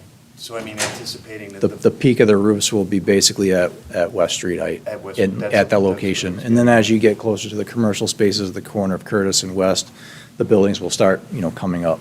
So it would be your thoughts or your intent that if the vegetation was left, that in that, at least that particular area, that the buildings would be not visible from Correct. West Street? Those northernmost residential buildings. The commercial space obviously would be in that things would be visible from Yeah, the intersection of Curtis, but overall, if you were driving by and you looked over to your right, you might not even know. You might not what even was see it. there. At this time of the year, you'd see it through the trees. Of course. But yeah, you'd be able to see, obviously, the commercial spaces, and then as you're driving north on West Street, you'd be able to sneak in and see some of the residential. But as you got further north, they start getting lower All in the right, so, trees. I mean, I was just trying to get a clear picture of the grade differentials, and Right. they're significant. Significant, yep. All right, thank you. You all set, Steve? Okay. Any other questions from members of the commission? Just one, Mr. Chairman. Commissioner Salka has another question. Go ahead. One last question concerning the affordable housing. You're putting in 10% affordable housing. It's going to be split throughout the number of buildings. On the affordable housing, you're putting in 1 and 2 and 3 bedroom, mainly 1 and 2 bedrooms, a couple of 3-bedroom apartments. On the 10%, would that typically be the one bedroom, the two bedrooms, or is there some kind of a measurement saying that, you know, the 10% affordable housing will be two-bedroom units, or the 10% will be one-bedroom units? Let me see if I have that in here. We did provide staff with an affordability plan that outlines all of that. They did request some modifications to it.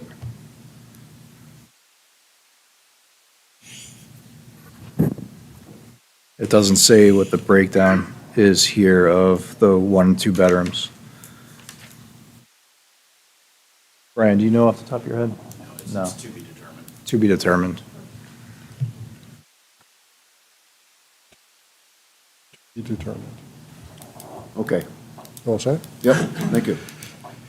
Commissioner Volpe for a second time, go ahead. I would just like clarification on something that Commissioner Salka asked, actually, regarding traffic. So sorry. Get those steps in. Come on back. Just for clarification, you don't know if you can get the signal changed until it's approved by the state, correct? So right now, this is all like a hypothetical change until the state reviews it and approves it. The state would have to review and approve it, correct? I can't guarantee 100% that they would allow it to be changed, but they love to have their traffic signals upgraded by somebody else. So they would probably put a bunch of requirements on top of whatever we came up with to get a better product when it's finished. Would they want a left turn lane? Based on the existing traffic that's out here, the left turn lane will help tremendously, so that's going to benefit the state traffic that's existing out there and also the people, the traffic on Curtis Street. So this is a betterment to that roadway and that facility at that intersection. So I doubt they would say no. Okay, but until it happens, like, we don't know, Sure. you know. But that would be the next step after this. We need the local approvals before we can go to get state approvals. Understood. Pivoting now, back, so you may take your steps away. So I was reading the environmental assessment that was done, and it did indicate that there's endangered species here. Do you know exactly which species those are that are going to be impacted by this development? I can't seem to find them listed either within your report or within the provided documentation. I don't know off the top of my head, but that's part of the Connecticut Deep General Permit. We have to submit, again, to the Natural Diversity Database, get their feedback, and then in that Stormwater Pollution Prevention Plan and in general permit, if there are requirements that they deem necessary to protect those species, that will be in the report, and the contractor will have to follow that. Okay, thank you, Mr. Chair, that's all I You all have. set? Promise. Any other questions from members of the commission? You start mine. First, relatively easy one, I think. You mentioned that there's 465 total parking spaces. I won't go through the rest of the numbers for residential parking. I didn't hear anything on the commercial parking. How many parking spaces for that? Yeah, that was, I'm sorry, I sped up through my presentation there. It's in the actual table.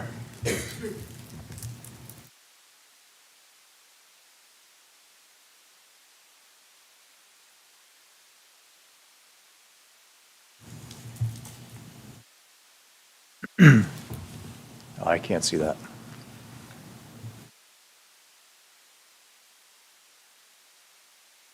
$128 total parking spaces in the commercial space, and that's one more than what's required based on the types of uses that we're Okay. showing. Next, well, let's go through this, right? The Water Department, in an email addressed to yourself from Elijah Stewart dated Wednesday, February 15, 2023 at 8:18 a.m., made a number of comments on this proposed development and asking that you revise your plans accordingly. For the record, have all what appear to be roughly about 25 comments been incorporated into the plans that we have before us? The majority of those comments have been addressed in the revised site plans, with the exception of providing plans and profiles for the water main throughout the development. And an email correspondence with him, I believe it was shared with staff as well. That's going to be put off until we go before the water board, which will come after. Comes after, Which I will think come in after 2 weeks, planning I and so think they're planning to meet. Okay. Yeah. The next one is the State Fire or I'm sorry, the Town Fire Marshal Office, in their review, as you noted earlier, there's a suggestion here, if you want to call it that, that says that they need access in there. Private hydrants on a property must be maintained and recorded to the SPF. Have you addressed those in the plans that we have? We before have us? addressed those, and we agree to all of those. Okay. And lastly, in your response back to staff comments, right? So we have our planning and our engineering department that provide comments to every applicant on every development that comes before us. This one dated March 3rd, 2023. There are a number of comments that were made by the Assistant Town Engineer, Mr. Grappone, to my left here, that I just want to get clarification on. Sure. And I'm going to go through these chronologically and just in that order, right? Number 4 talks about listing the phase lines.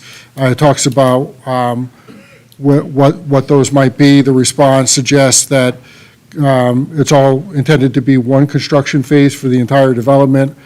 And then you make the statement, I'll just read it so I'm not misquoting you. However, the commercial spaces may be constructed in a second phase as tenants for those spaces are secured. Commissioner Clark asked a question similar to this. Could you just, for the record, clarify that for us?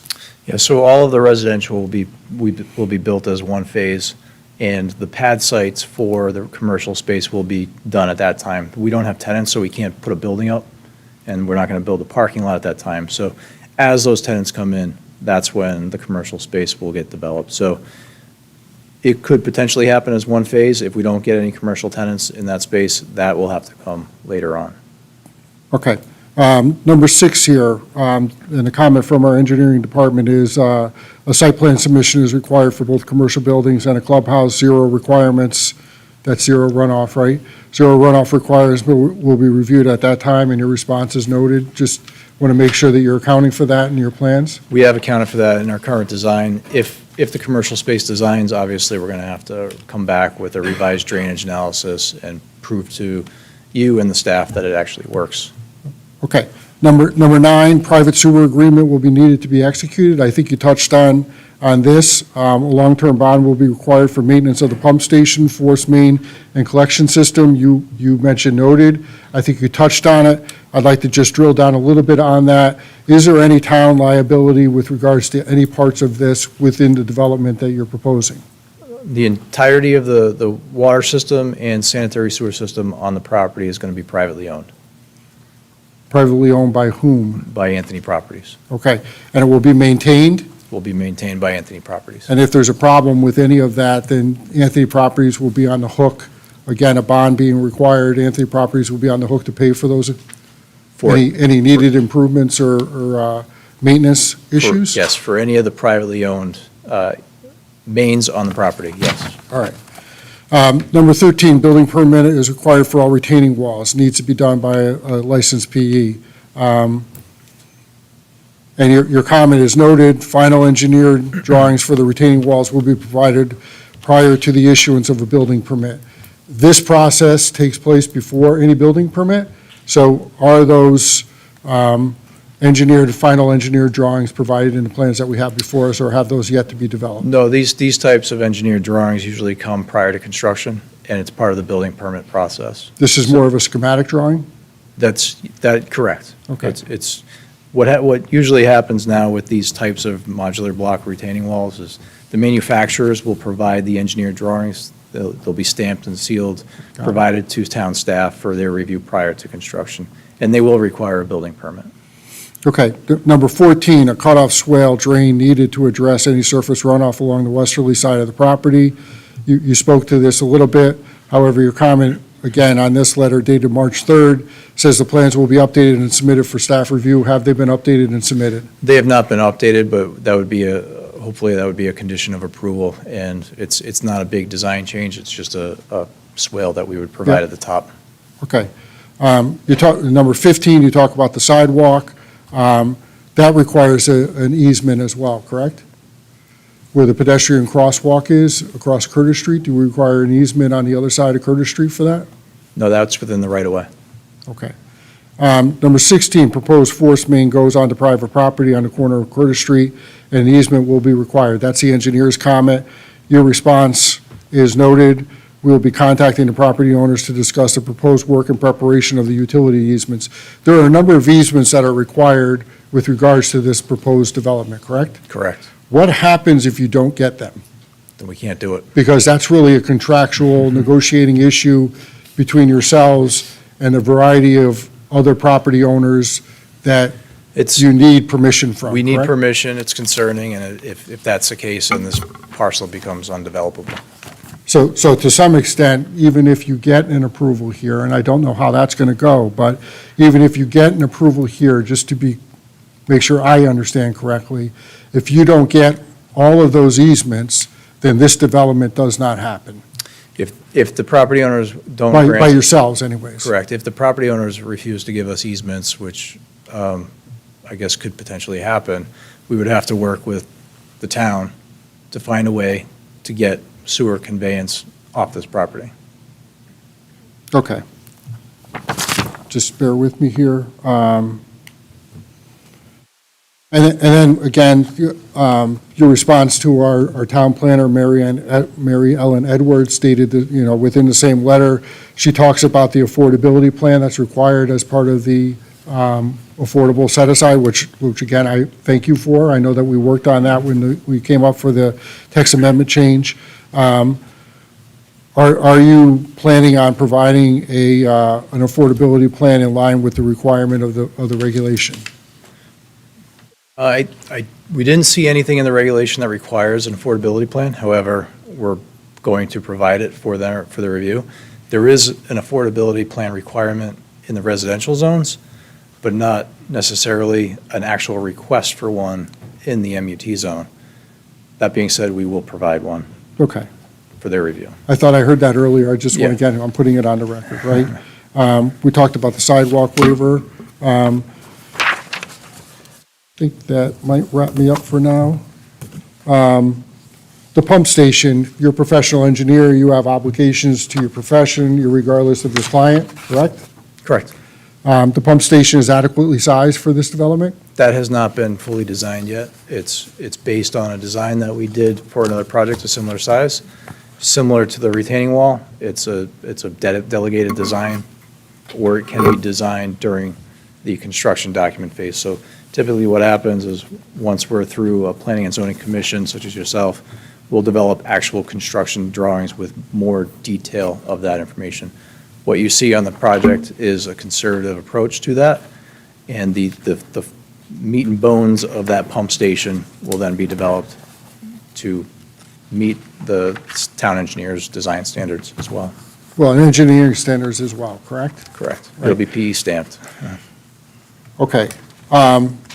All right, I'm done. And I assume the rest of the commission's done, and we'll open it up to the public in a second. However, before we do that, I'm just gonna say that based on the fact that we are still waiting for the police department to comment, and we don't have that as of tonight, this public hearing is not gonna be closed, so that we may receive those if they do comment on it, because I think that that's an important piece of information that we'd like to have, and typically do have before we approve applications, and especially a development of this size. So just so you all understand, it's just to make sure that we have all the facts, and all those facts are entered into record before we take any action or render any decision that we might have. Okay, All right. that's unfortunate, but okay, we understand. Yep, it maybe, it is what it is, though, so, Yeah. all right? Unless you have anything to add, I'm going to open it up to members of the public to come up and talk to us. Nope, I'm all set. You all set? Thank you. Thank you and your team. We appreciate the information, as always, so. All right, we're going to open it up to members of the public to come up and comment on this application. Before I do that, I just want to provide some historical background to folks out there. Last year, about this time last year, this body acted to address what's called a text amendment change. And what that was is that there was a request made to the Planning and Zoning Commission to change the text that guided the MUT, the mixed-use, MUT stands for Mixed-Use Transition Zone. We heard that. We had several meetings that's subject to a public hearing, just like we're going through with this application. And any other applications, all text amendment change are subject to that by state law, I believe. We heard that, and ultimately, this body approved that text amendment change, which did a couple of things, one of which, I guess primarily for purposes of tonight, made this application possible to come before us tonight. That text amendment change is what our regulation is. As Commissioner Santago and others up here have lamented in the past, so we all understand, this body is a regulatory body in the sense that what our regulations say, we are bound to. And if an application meets our regulations as they are adopted by this body and other bodies before us, Planning and Zoning Commissions before us, then we have to adhere to what that says. It's intended to do a number of things, not the least of which is to provide clarity to people, residents, landowners, and property owners as well. So the purpose of the public hearing tonight is to speak to the application, which we just heard a presentation on. It is not necessarily to talk to the text amendment change, because that's already been done. We've already gone through that. So, but with that, I'll open up the floor to anybody who would like to speak to us in favor of this application at this time. Come on up. You're speaking in favor? Okay. We'll get the opposed afterwards. So, but I want to open it up to members who are, or members of the public who are here tonight who'd like to speak in favor. My name is Carson Baker. I represent 1130 West Street LLC. We're not opposed to it, but just our concerns we want to put on record is for the addressing all the traffic issues that are obviously being discussed tonight. So we just want to have that on record. Okay. Your name again? Carson Baker. Carson Baker. Yep. Carson, are you an attorney? No. Okay. Thank you. Okay, thanks. Any other, go ahead. Lou? Good evening, Mr. Chairman, Commission members, fellow staff members, and the public. My name is Lou Perillo of the town's Economic Development Director. This evening, I'm speaking in favor of this application. Before you, you have the application for multiple buildings on a parcel. The parcel's over 40 acres. Having the buildings that you see on that is not egregious by any means. If it were a subdivision, it wouldn't have to come before this commission, and you could have substantially more units on it. If it were an 830G application, as you can tell, this commission deliberated in the past about the affordability. They added the affordable component to make sure that the town did not further detract from our affordability requirements, which might be a moot point based on your testimony at 3 o'clock in the morning. I wish I had that power, Lou, but I don't. So the site being over 40 acres, if you look at the constraints on the site, we believe this is in the highest and best use, which is the purview of this commission as well. Between the water easement, the transmission lines, the wetland impact, and the topography, you'd be hard-pressed to find any other development that has a $91 million investment. Now, this commission doesn't care about the tax consequence of it, but the public should know. You're looking at about $2 to $2.5 million annually of tax revenue for this development when it includes the personal property of the residents. For Commissioner Santago's question regarding the demographic type, this is a demographic that appreciates the amenities associated with it that we do not currently have in town widespread like that. Property owners have the right to develop their property, which is expressed here through the sale. It would be very difficult for this commission to say that it's not part of the POCD because you modified the text. What the public should know is in that modification of the text, you drastically reduced the commercial from 50% requirement to 20%. In doing so, you've reduced the traffic generation of the commercial ability, which everyone knows the retail is what really drives traffic, which was proven by the Target and Lowe's and the $6 million of off-site improvements that development did. What's beneficial for the town, in addition to the revenue and the highest and best use for the investment of the property, is traffic. I know everyone's concerned about traffic, but quite frankly, not only do we have traffic on that corridor, we have congestion. I travel that daily, several times, and I sit there at the light. And there's many accidents on that site, there's speed issues. I don't see the state, it's a state road, I don't see the state making improvements in the very near future. Hopefully, they could coordinate with this development, but having the dedicated turning lanes is key. If some of the accidents that happen is when you're taking a left-hand turn, when the Country Dog daycare was open, they had the curb cuts there. By elongating the curb cuts further down to match the Centennial Plaza, that should affect some of the queuing there as well. So as this commission has seen through traffic studies, it's kind of amazing how they actually know what they're doing, and it does alleviate some of the issues. Other things that the public should know. You have another application this evening, 10,000 square feet for a daycare center. You're going to have 24,000 square feet medical office building further north. Too small to do any improvements to West Street. But it is going to add traffic, it will add congestion. This proposal is one of the only proposals we've seen that's going to do something to alleviate an F status congestion. You know, that congestion is what's causing a lot of people some of the angst. Traffic can flow, and you're going to see even more development coming, unfortunately, on a location-by-location basis, probably smaller, which would not require significant development. Our office is trying to realign Spring Street. We tried to realign Churchill Street. We approached this developer with a plan, but unfortunately, the topography of that hill is what would impede it, not their willingness to try to help out the town. So there's going to be sewer improvements, hopefully.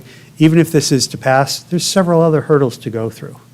So the other hurdles are the State Traffic Commission, the easement issue, the rising cost of development.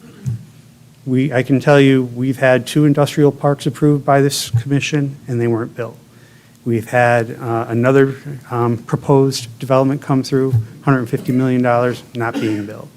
So 2 years out in the future is a lot of investment risk. This is a national development company owning their own development, which generally means they put more pride in ownership of their property, they maintain them better, and they're better built. You saw the renderings there.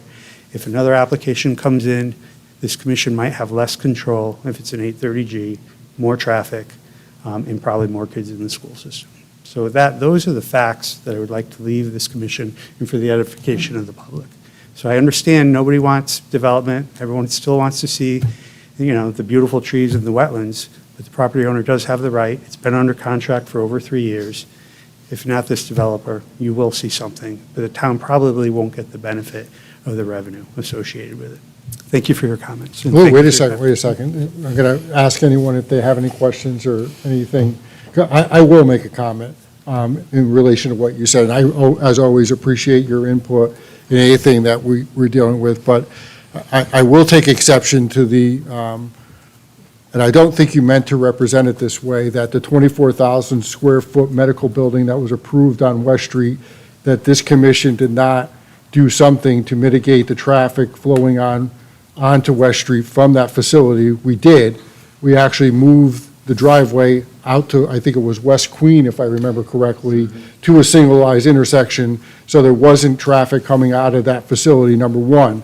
Number two, the daycare facility that you spoke to, I believe is the one that's on our agenda tonight that we haven't done anything about, except that that application was in front of us in a different site plan about, what, 2 months ago, maybe?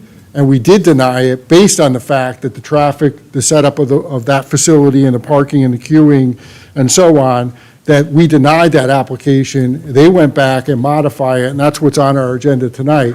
So we do take, and this applies to anyone who's listening, whenever West Street comes up, traffic is probably the number one issue that we talk about. So we are very, very tuned into that. I've been since day one. The traffic study that was noted, that was done by the COG, was really an initiative that was started here by this town's Planning and Zoning Commission.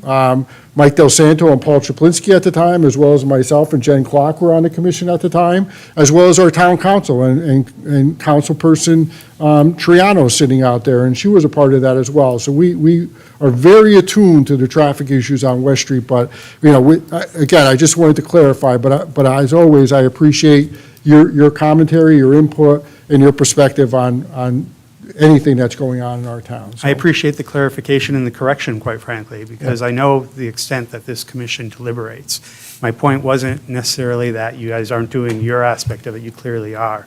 What I mean to say is there's a lot more development coming, that they will not have to go to the requirement of the STC or the OSTA for the 100,000 square feet or 200,000 square feet in parking spaces requirement, 100,000 square feet and 200 parking spaces. So, and like I said, they're going to be developed on a lot-by-lot basis, so traffic is coming. It's just what's there to alleviate it, and I do appreciate that correction. Thank you, sir. Thanks, Lou, as always. Anyone else who'd like to testify in favor of this application at this time? Okay, I don't see any. It's about 9 o'clock. In deference to the biology of people, I am inclined to call for a 5-minute recess for we'll call it a restroom break and stretch your legs break. Before we do that, however, and we will come back with anyone who wants to testify in opposition to the Anthony Properties application. Before I do that, I will let people know, members of the commission and members of the public, you should not speak to anyone about this application or any other application during this 5-minute break. It's actually, that's state statute. We're not supposed to hear anything outside of the public hearing. Anything that you want to provide to us needs to be done on the record. So please refrain from talking to us about anything, maybe the high school game, you want to talk about that. My wife was up there, I can give you some videos, but I'm going to institute a 5 hard-minute break because we have a couple of items on the agenda, and I don't want to keep people any later than we have to. So with that, and without objection from anyone on the commission, we'll take a 5-minute break, please. Thank you, Mr. Chairman.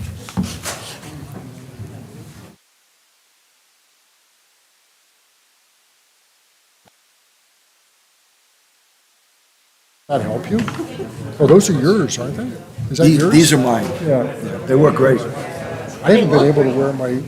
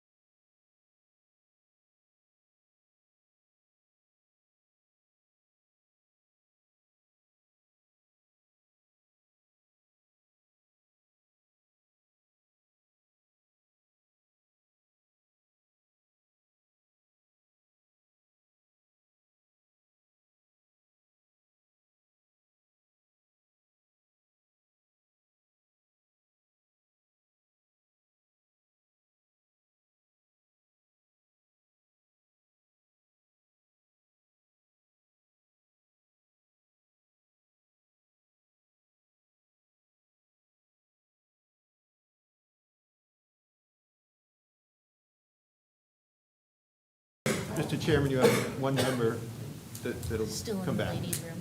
She's coming right now. Okay, she's an alternate. There she is. We're good. Your timing, Tessa, is impeccable. Okay, let's get back at it here. Again, we're on a public hearing for Anthony Properties proposal, and I'm going to open it up to residents who would like to speak in opposition to this application. Councilperson Troiano, please. Hi, good evening, everybody. Victoria Triano. It's nice to be here. I want to thank also for the presentation. It was quite involved, wasn't it? But there are just a couple of things I do want to mention. One thing, the word is out, I'm talking to the residents here, the word is out that Southington's the best city, town in the state of Connecticut. It got all the way to Texas, right? So we're very happy that the word is out. But I do want to just say this. I want to thank you, Mr. Chairman, for being so focused on the requirements that are necessary. I would just ask you, and I understand we're going to postpone this until the documentation comes in, and I think that's wonderful. I think the residents completely appreciate that. The other thing I just want to say is that there are other issues that I think that are very important, and I would just say, beside the statement from the police department, we did receive, I guess, information from the fire marshal. However, we're talking about a grade for a fire truck to respond to emergencies that is very substantial. And so I would just ask for clarification from the fire, if I would just suggested that for clarification from the fire department, that our trucks can actually make that grade, and so that we don't wait until we find out too late that they can't. I think the whole discussion, I want to thank all of the commission for the discussion on the traffic, which I think is going to be vital to this. It is extremely important that we have some concrete figures in place. And the idea about, Mr. Santago, I think it was you that talked about going the other way down Curtis Street, which I think is so very important, which will bring that traffic further down to Route 10.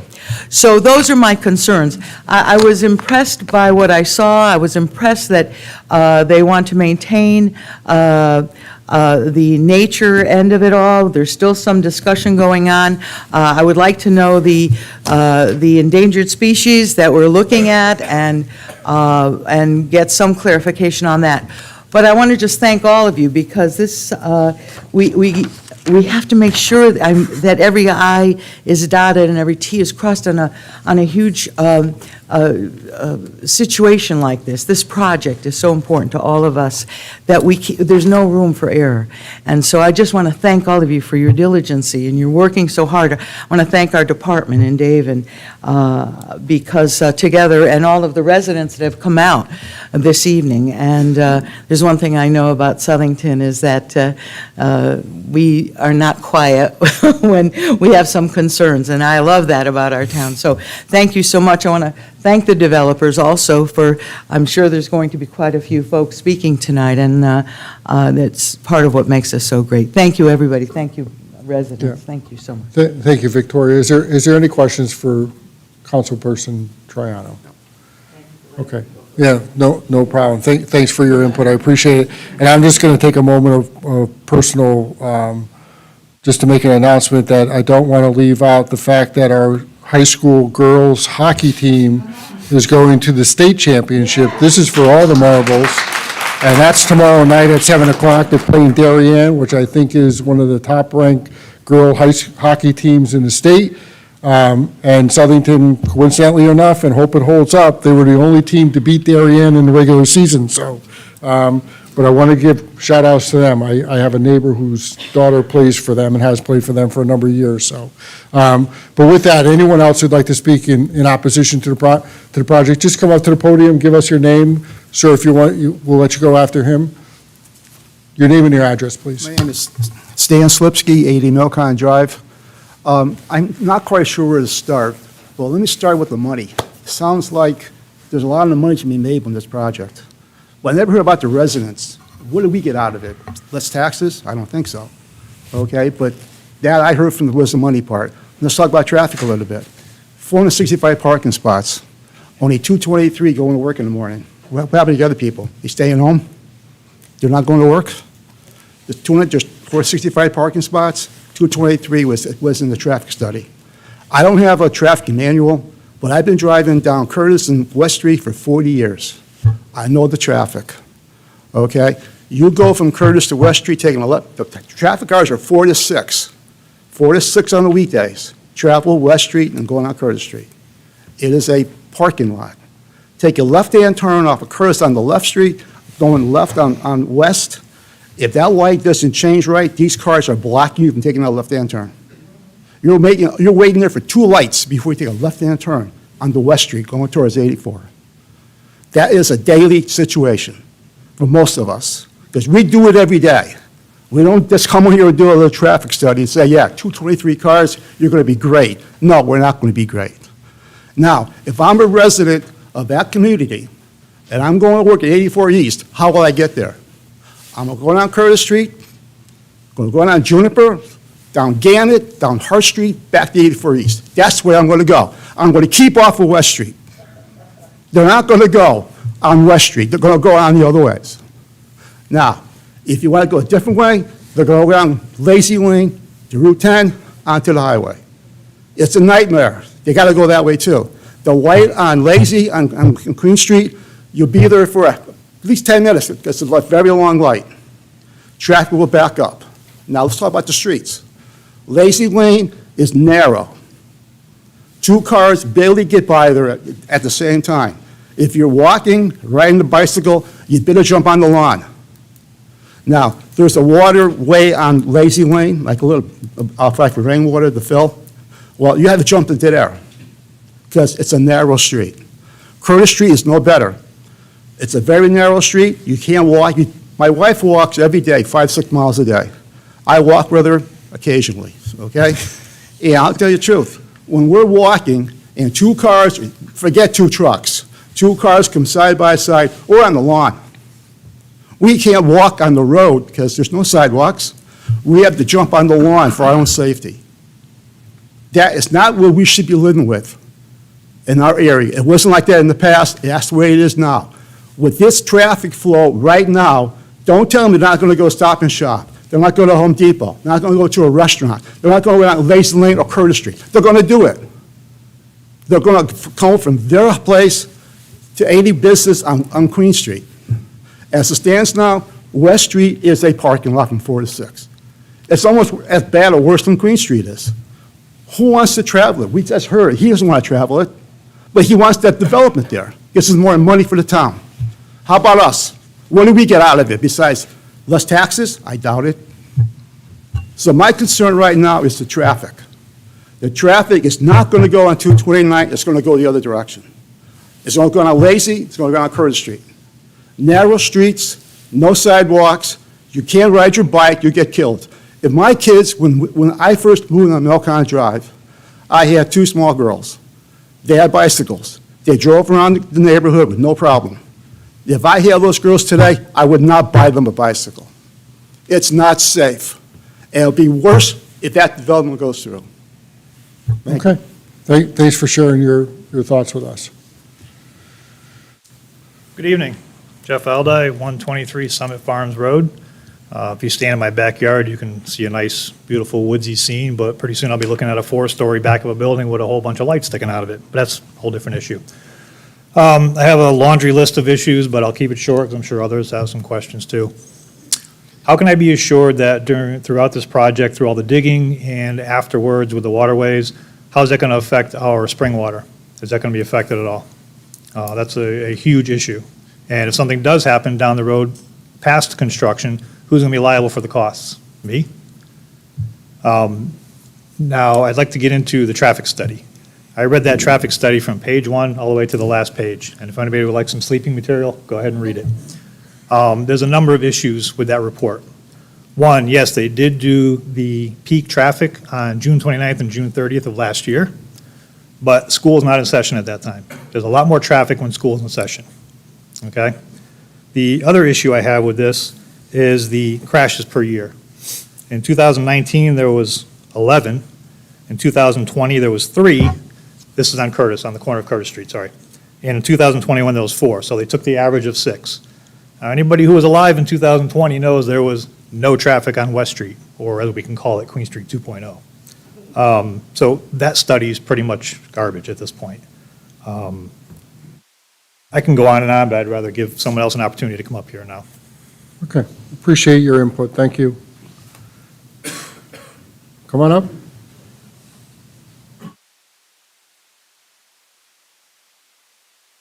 Good evening. My name is Ellen Slipsky at 80 Milcon Drive. I have a couple questions and some concerns. First of all, the abutters list that went out, I know the regulation is, 500 feet, but this project is so massive, really, all the residents on Curtis Street and Lazy Lane should have received that because this impacts them because of the traffic. We have current problems now, and I've been before the town council regarding vehicle traffic and truck traffic.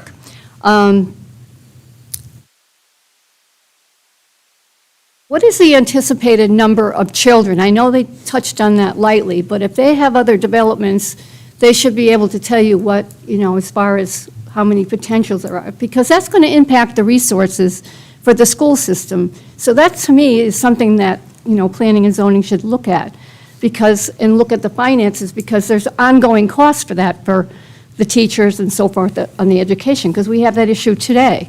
And also, what are the costs for the fire and the police? You're going to have all these residents. I mean, they're going to probably have to increase the police force, most likely with crime. And the fire department, you've talked about, as far as the in and outs of the facility. But my concern is the costs, because the cost for those additional resources could impact the tax benefits we're supposed to get from this project. My concern, too, is the traffic study. I read that thoroughly. And I don't consider a 2-day study for 7 intersections manually for Curtis Street acceptable. I think we should have some independent, or the town, I thought with traffic, the police authority the town would ask the police to do a traffic study, because they know that area. And even looking at that should have been an option to look at where the traffic was going to go and put into the documents.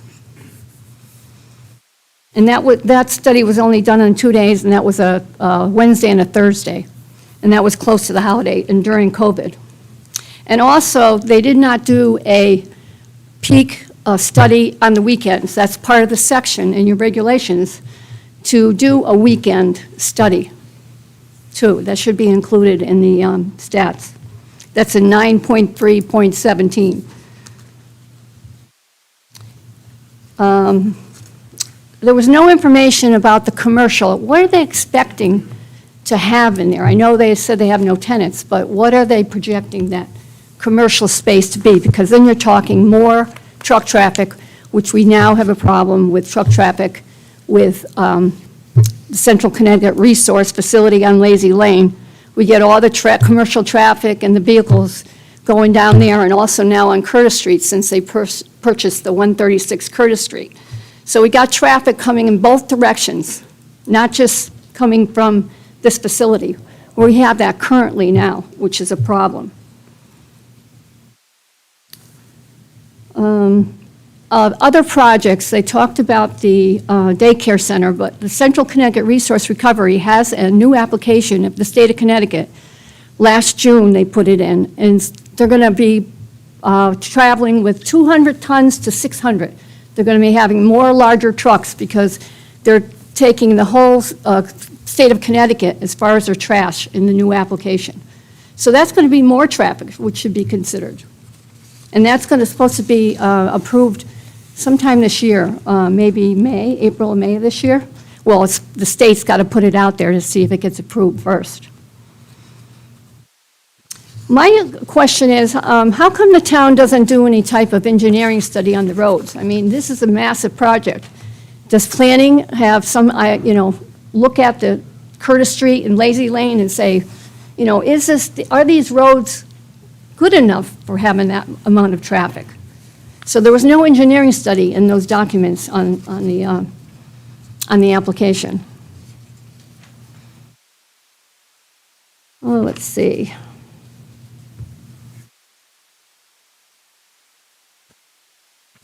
And I was concerned about the endangered species, but Victoria talked about that because that was in the environmental report. And also, they mentioned there was threatened wetlands, so I'm not sure about that. It was no, they didn't describe what area that was in, but that's supposed to be on there, too.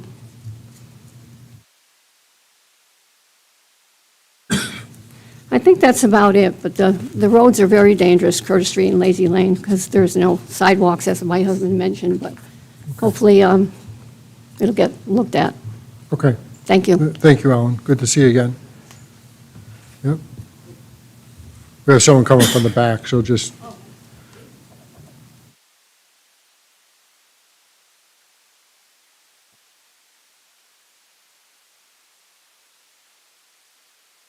Hi, my name's Regina Coviello, 12 Beecher Street. I'm going to kind of go a different route than most are here. I have some kind of things I want to say to you guys, but also questions for both. I'm going to start with the planning and zoning. And just so you know, lifer here, born, raised in this town. When there were other properties available, I know that we purchased those properties to make open space. Okay, and they were out in the boonies a little bit more, some of those. So it wouldn't have been a traffic issue. Also, we talk about affordable housing, elderly.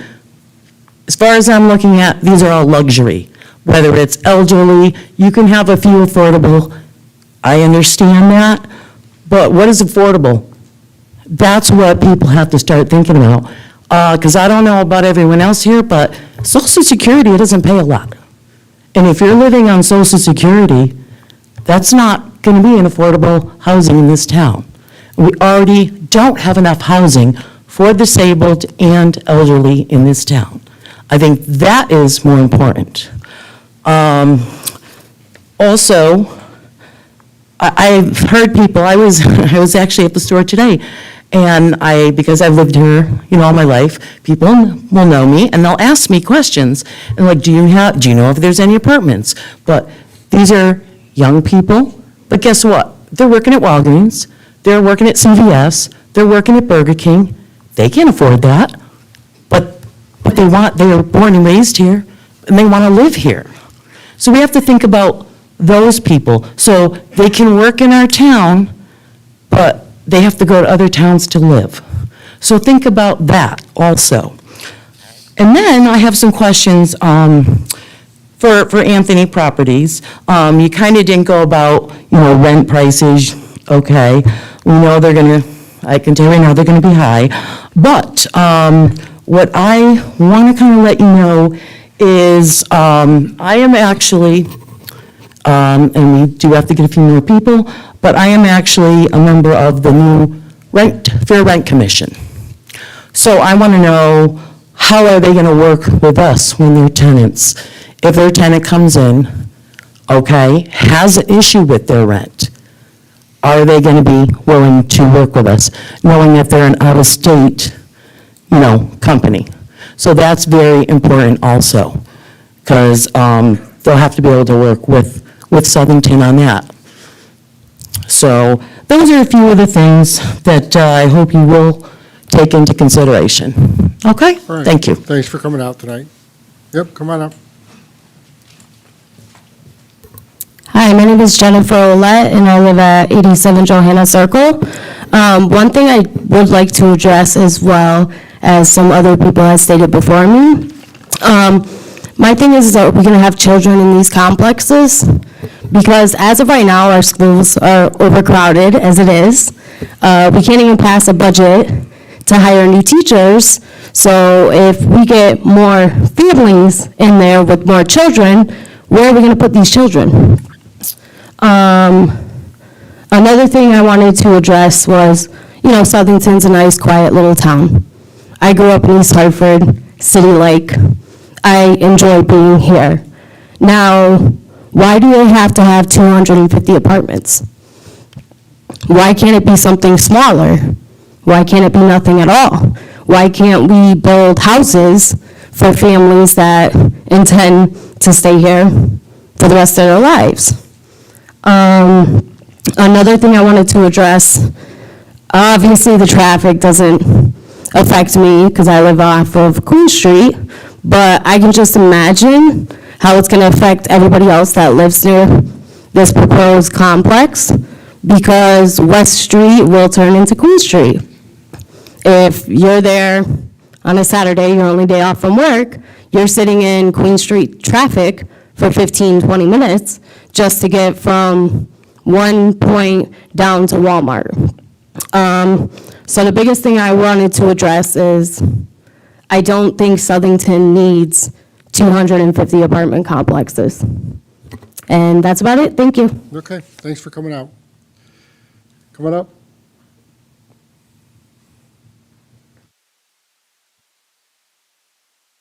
Hello, Commission. My name is Patrick Schlosser. I'm at 54 Summit Farms Road. I'm here with my wife, and we have a bunch of neighbors and stuff here. But a couple of the issues and concerns I have is with, Summit Farms Road is an amazing street. It's a great neighborhood. I have 4 boys. The people at the end of the street have 6 boys. I think I can count 22 kids on Summit Farms alone. Now, the only way in and out of our neighborhood is on Spring Street. And Queen Street, I like to avoid that like the plague. And West Street is turning into a pandemic already without all of this. Now, it was a great presentation. It was, lights and colors and some decent information, but there were so many holes within that. They don't know about what type of water systems they're going to use for their drains. They don't, and there's just all kinds of holes with it. But my concern, obviously, with everybody else, I think here is the traffic. Now, there is no guarantee that they can make, or that you can make, or that even the state can make, that if these condos do go in, or apartments do go in, that the D and F ratings will change on that Curtis West Street intersection right now, because they can't guarantee, they can say in the plans, they can say that they're gonna widen the street, and if they wanna add a left-hand lane, what's stopping them from putting a sidewalk going up West Street as well? If you're gonna widen it, or I would assume you're gonna widen the west side of West Street. So what's to stop them from moving the lanes over and putting a sidewalk in? That would make sense as well. But there's no guarantees of anything that they wanna any of the issues they wanna address, especially with the traffic. So that's what I have to say. Thank you. Okay, thanks for coming out, Patrick. Anyone else wish to speak tonight? You gotta be faster than that, sir. You need to sprint up here. I'm talking to somebody else, he was sitting behind you. So. Carl Fosse, 745 Curtis Street. I'm not a native-born Southington person, but I've been here for 23 years now. The very purpose I moved here with me and my wife was because it is a nice town, and we just really like this. We came from a more urbanized area, and we came here, like I say, because it was a nice town. Southington is now, from what I can see, if I'm not wrong, approaching the limits of a city, or getting at least close to it. I would not like to see Southington go from a nice town to a not-so-bad city. And that's kind of what I see happening right. I live on Curtis Street, so I have seen the traffic go there from very mild when we first moved here. Really wasn't much of a problem at all, to at least 3 times that amount of traffic now in the last 23 years. And it is very congested, and like someone else mentioned, when you get to that intersection, you go to pull out to take a left, you have to, if you do get to pull out, you pull out and your car is sideways in the road, waiting for them to move to get out of the way. And this is not once in a while. This is common. So at the way it looks now, I'm seeing it, the nice little town that I moved into, becoming more of a metropolis, at least between West Street and Queen Street. And West Street is now what Queen Street used to be. So I just don't see this being a good idea at all. Also, I'm wondering, why is there so much emphasis on the west side of Southington when there's so much big open property on the east side that has only been used for very large houses, and more power to them. That's nice to have all the nice houses you want with big property and so forth, but it seems like they could have done something out in that area, because this area is getting very, very congested. That's what I have to say. Okay. Thank you, Charles. Appreciate you coming out. Yeah, Ron? Todd Howes, 88 Spring Hill Road. I stood up here, I believe it was 2016, when the original zoning change happened. Correct me if I'm wrong. And our big concern was traffic with the zoning change. The traffic hasn't stayed the same. It certainly hasn't gotten any better. It's gotten worse. As the gentleman said before, trying to turn off Curtis Street to Spring Street, disaster. We're up a little further north, turning from Spring Street to West Street, 3:30 in the afternoon, you can't go anywhere. You're stuck at that light for a couple cycles. Maybe you can nose your way in and put your life in danger. West Street can't handle it. It can't handle it right now. It can't handle 255 residential homes, commercial traffic without the state stepping in and making significant changes. Okay, there's no traffic study that's needed to see what West Street needs. We sit through it every day, the residents of that area. We know. We can't go anywhere. It's just over a mile to 84. That's a 7, 8, 9-minute wait. It shouldn't be like that. Okay, as he just said, it's turning into Queen Street. And that left-hand turn there down at Curtis, it needs work, yes. If that can happen, maybe things get alleviated, I don't know. But at this point, right now, the residents of this area, you can't go anywhere at certain times. And it's not 4:30 to 5:45 or whatever is stated in there. It's 3 o'clock, 3:30, 4 o'clock. That my son has to go down to the YMCA and it takes 15 minutes to get there. That's 2-3 miles away. So I hope the commission will take that into account as they consider this, that, again, as my fellow residents have said, that West Street needs some big changes from the state maybe before we bring in a big project like this. Thanks for your time. Okay, thanks, Todd. Appreciate you coming out. Anyone else who'd like to speak in opposition to this application?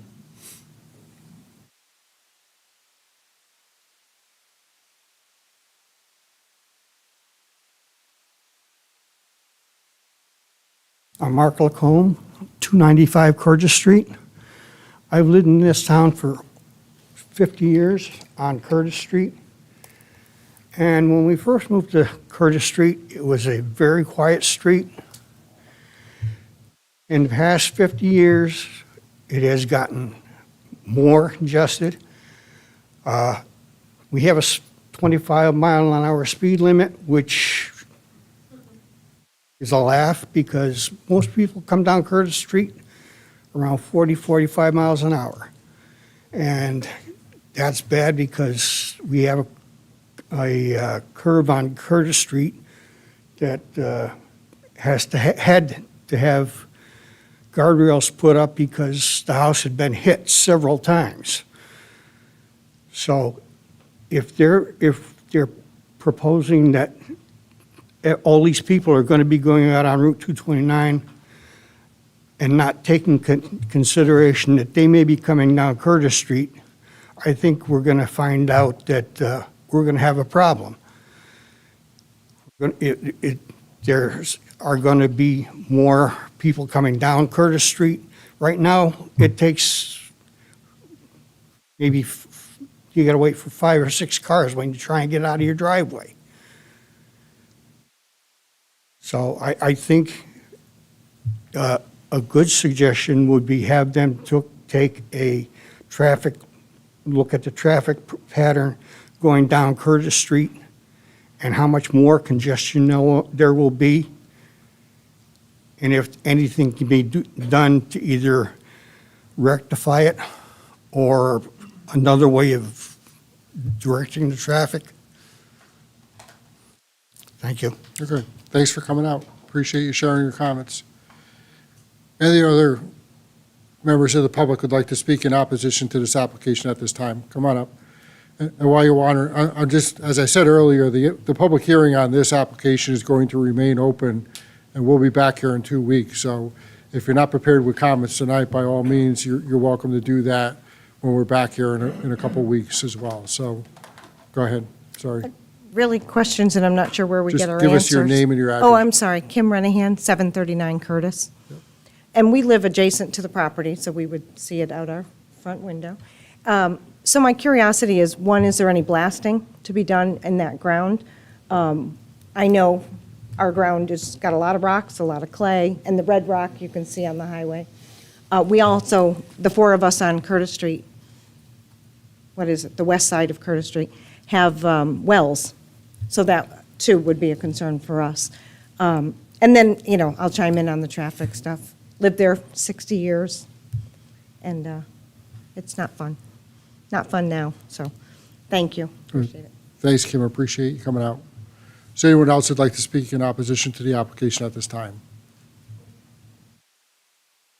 I don't see anybody. So this is the way it works, right? Now the applicant will come up. I have a list of questions and issues that were brought up. We'll give the applicant an opportunity to respond to those questions. And then following that, we'll open it up for commission members to ask any other questions that they might have had based on the testimony that was provided. Then we're going to put a pause on this public hearing and move on to the next one. Again, we're waiting for the police department to give us their thoughts, which is something that we typically receive. So the public hearing will not be closed, but if the applicant can come up and why don't you start with Kim's comments first, because I think it's something that at least is fresh in my brain while I do some mathematics here. But just what are your plans on mitigating construction activities? Be more specific. Mitigate construction Well, activities. I mean, Kim brought up blasting. Is there any blasting that's planned in terms of the construction process? But also, there's other construction activities that go on, right? And how do you plan on, if you plan on, mitigating the effects of that on the people who live in that area? Okay, we'll touch on the blasting first. There was a geotechnical study prepared for this project. They did identify some rock along the western side, northwestern side of the site where we do have the construction of the retaining wall. They did identify that rock as being capable of being removed with mechanical measures rather than blasting. So there won't be any blasting as part of this project. As far as other construction mitigation measures, we're going to be using the entrance to the project as we shown as the construction entrance for the project. We won't have any construction entrances off of West Street. We can simply direct all construction vehicles to be going to and from the construction site from West Street and not through the back roads on Curtis Street. Those are some of the types of measures that we can implement. So with the blasting piece, the question was raised, which I think is a pretty good question. Any adverse effect on anyone's well that they may have in their residence, how would you plan to mitigate that and make sure that is addressed? Well, there won't be blasting. Okay. Yeah. All right. There were 11 people who came up and testified against the proposal. It's fair to say that probably at least 9 of them brought up the issue of traffic, right?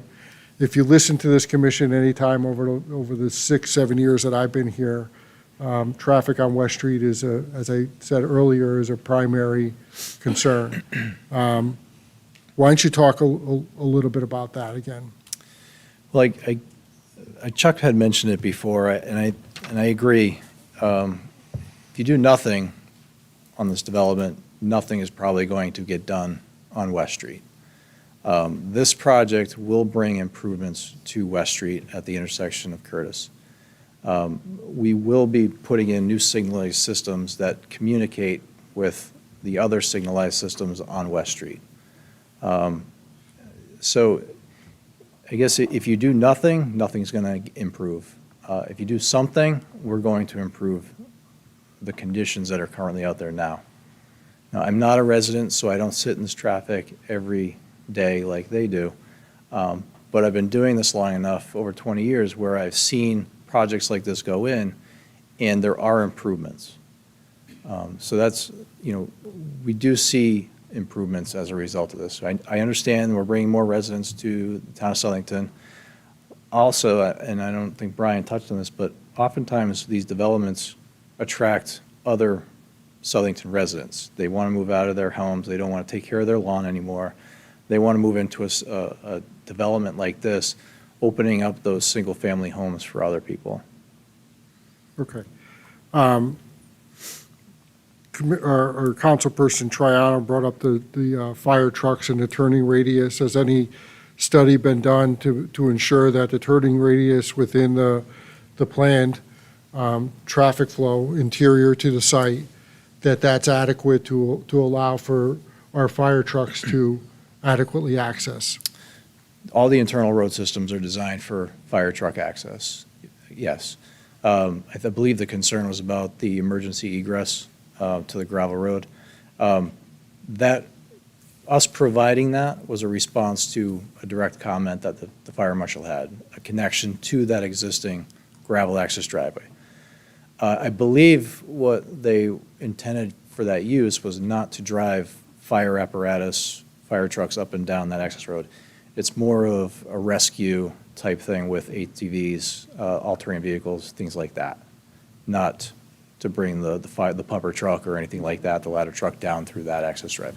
Now, we can clearly clarify that with them, but I believe it needs a little bit more attention, and we can bring that back next time we're here. Okay, I'm not sure that I necessarily agree with your representation, but I encourage you to continue to circle back there and have a Yeah, conversation I don't about see it. how they can get a fire truck down that gravel driveway that Eversource uses. Okay, well, again, I encourage you to go back and talk to them to make sure Yeah. that your meeting, it's actually part of our regulation that any development over 25 units requires a second means of egress, emergency egress into and out of the Well, we site. do have 2 egress points on our Yeah. site. Got it. There were a couple people who commented on the number of children, and I know that there's no probably real reliable way for you to estimate what amount of kids might come as a part of anyone who might decide to rent one of the units at your place, nor on some level is it something that we as a body are really consider or allowed to consider. But I want to give you an opportunity to speak to that and try to address those concerns that were raised tonight. As an engineer, I don't have a response to that. What we can do is definitely go back over the next 2 weeks and see if we can estimate number of school children by looking at areas, surrounding areas. Maybe Brian's got some past projects that can be equivalent to this. Okay.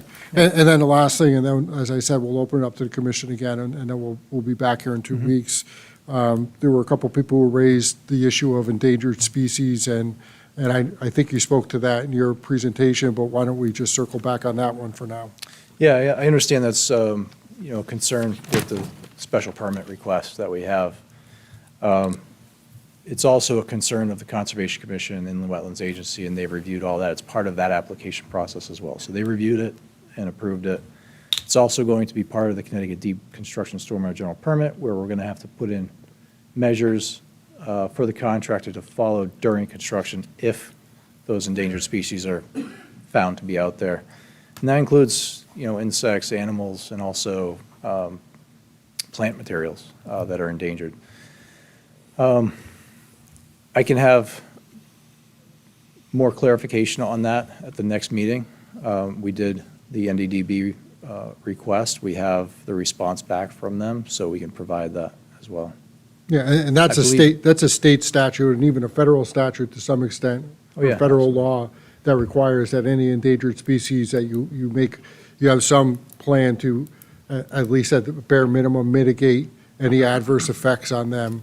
Absolutely. Depending on the species and the size of the effect, I mean, that grows as that as the size and effect grows as well, correct? Right, even if that topic didn't come up tonight, we would still have to make sure that we comply with the NDDB and the National Diversity Database with the endangered species, correct? Okay. Okay, any questions of the applicant? Peter? Yeah, I also had, Mr. Chair, a question where someone asked typical retail or typical business in a development like this, what is an example of typical businesses that you would have in the Yeah, commercial so what we used on our plan to calculate the parking spaces, we used the corner commercial space was a restaurant. Okay. We see that being a popular spot for a restaurant. And then the other more rectangular building we used as a daycare. Now, I understand there's going to be a daycare right across the street. So something more equivalent to that would be just either retail space or maybe a medical office. Okay, so that's what you based your. That's what we based the your parking. decision on, and that would be a typical thing, so I know resident asked that. Correct, yeah. As well. And what the changes in use, as we do get tenants, we would have to come back in here, prove to you that there's enough parking and All that. and all that good stuff, yeah. That's right. Yeah, that's what I had as far as Bill, other question. I think you answered the other, but I had that as a question. Jen, did you have something, or? Yeah, so can we go back to the traffic study again? Sorry. There was also some concern on the timing of the study, that the days were when school was out of session and there needed to be a weekend, so. Yeah, we can confirm that. I know that there's probably other additional studies or data that we can pull from too. Those were traffic counts that were taken on that specific day, but there's other studies that are out there that we could probably take a look at. Okay, yeah, that was my next question. Would you be willing to submit other data? We can see if it's available, yeah. Yes, for when school is in session, and there was a mention of, and I don't know if this is a requirement, we need a weekend date. I think that, Ellen brought up that there is a requirement. It's I wrote it down here. 19.317 requires that a traffic study that it includes a weekend timeframe as well. We'll certainly look into that. So it is a Make requirement sure- under our regulation. Yeah, we'll make sure we comply with that. So, sorry, Jen, your floor is yours. Yes, all set. Okay. I apologize if I interrupted, but, is there any other members of the commission who have any questions of the applicant at this time? Okay, seeing none. We'll see you in 2 weeks. Sure. And, again, appreciate your time tonight. I appreciate everyone's time tonight for coming out, and we'll see where we are 2 weeks from now. But you have some homework to do, I think it's fair to say, and look forward to seeing that in a couple weeks. Thank you. See you in 2 Okay, weeks. Thank you. All right, we're going to keep that public hearing open, as I said. Moving on to item 8D, Southington West Street LLC, special permit application to construct a daycare facility, property located at 1268 West Street in an R40 zone, SPU 669.1.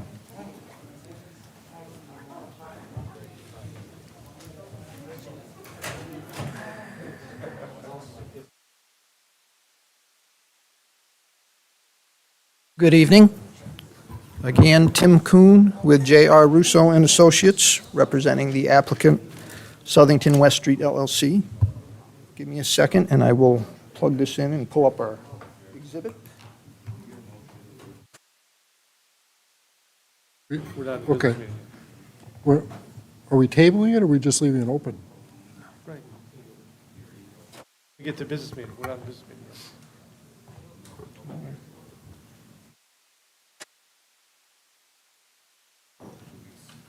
Okay, all right. Can we get a motion to table and keep open the public hearing on the Anthony Properties application? So moved. Do we have a second? Second. All those in favor? Aye. Any opposed? We've got to follow the Understood. lawyer's advice. Yes, You're So- awesome, Alex, by the way. Just for the record, I want the record to reflect that I said that Alex Rodon is awesome. Tim, So- go ahead. Okay. With me tonight are Eric Spungen and Greg Spungen with Southington West Street LLC, as well as our traffic engineer, Scott Hesketh.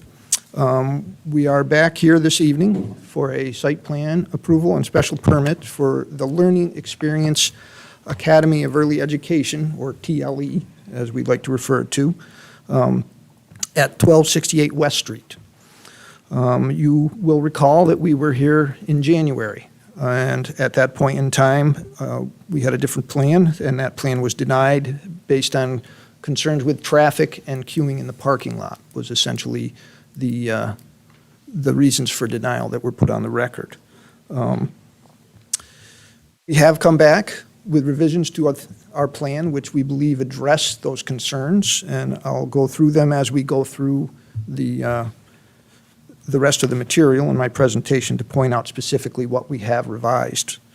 So just to reiterate, this, which same that you heard in January, the site is 2.7 acres located on the west side of West Street. It is zoned R40 and is currently the location of an abandoned single-family home. It's abutted to the north and south by residential homes, which would be the top of the page and the bottom of the page on the exhibit. It is abutted to the west by the newly approved residential subdivision, and it is abutted on the right by West Street and across West Street by the undeveloped land, which was the subject of the application that went before us. There is existing tree line along the north and south property lines, and in addition, there is an existing berm, which currently is along the southern property line between our development area and the residents to the south. What is being proposed is obviously to demolish the existing house and construct a 10,000 square foot, one-story daycare facility. The brown in the picture is the actual facility. There will be a sidewalk around the perimeter of it. The yellow at the left rear of the building, I guess that would be the right rear of the building, but that is a 5,000 square foot playground.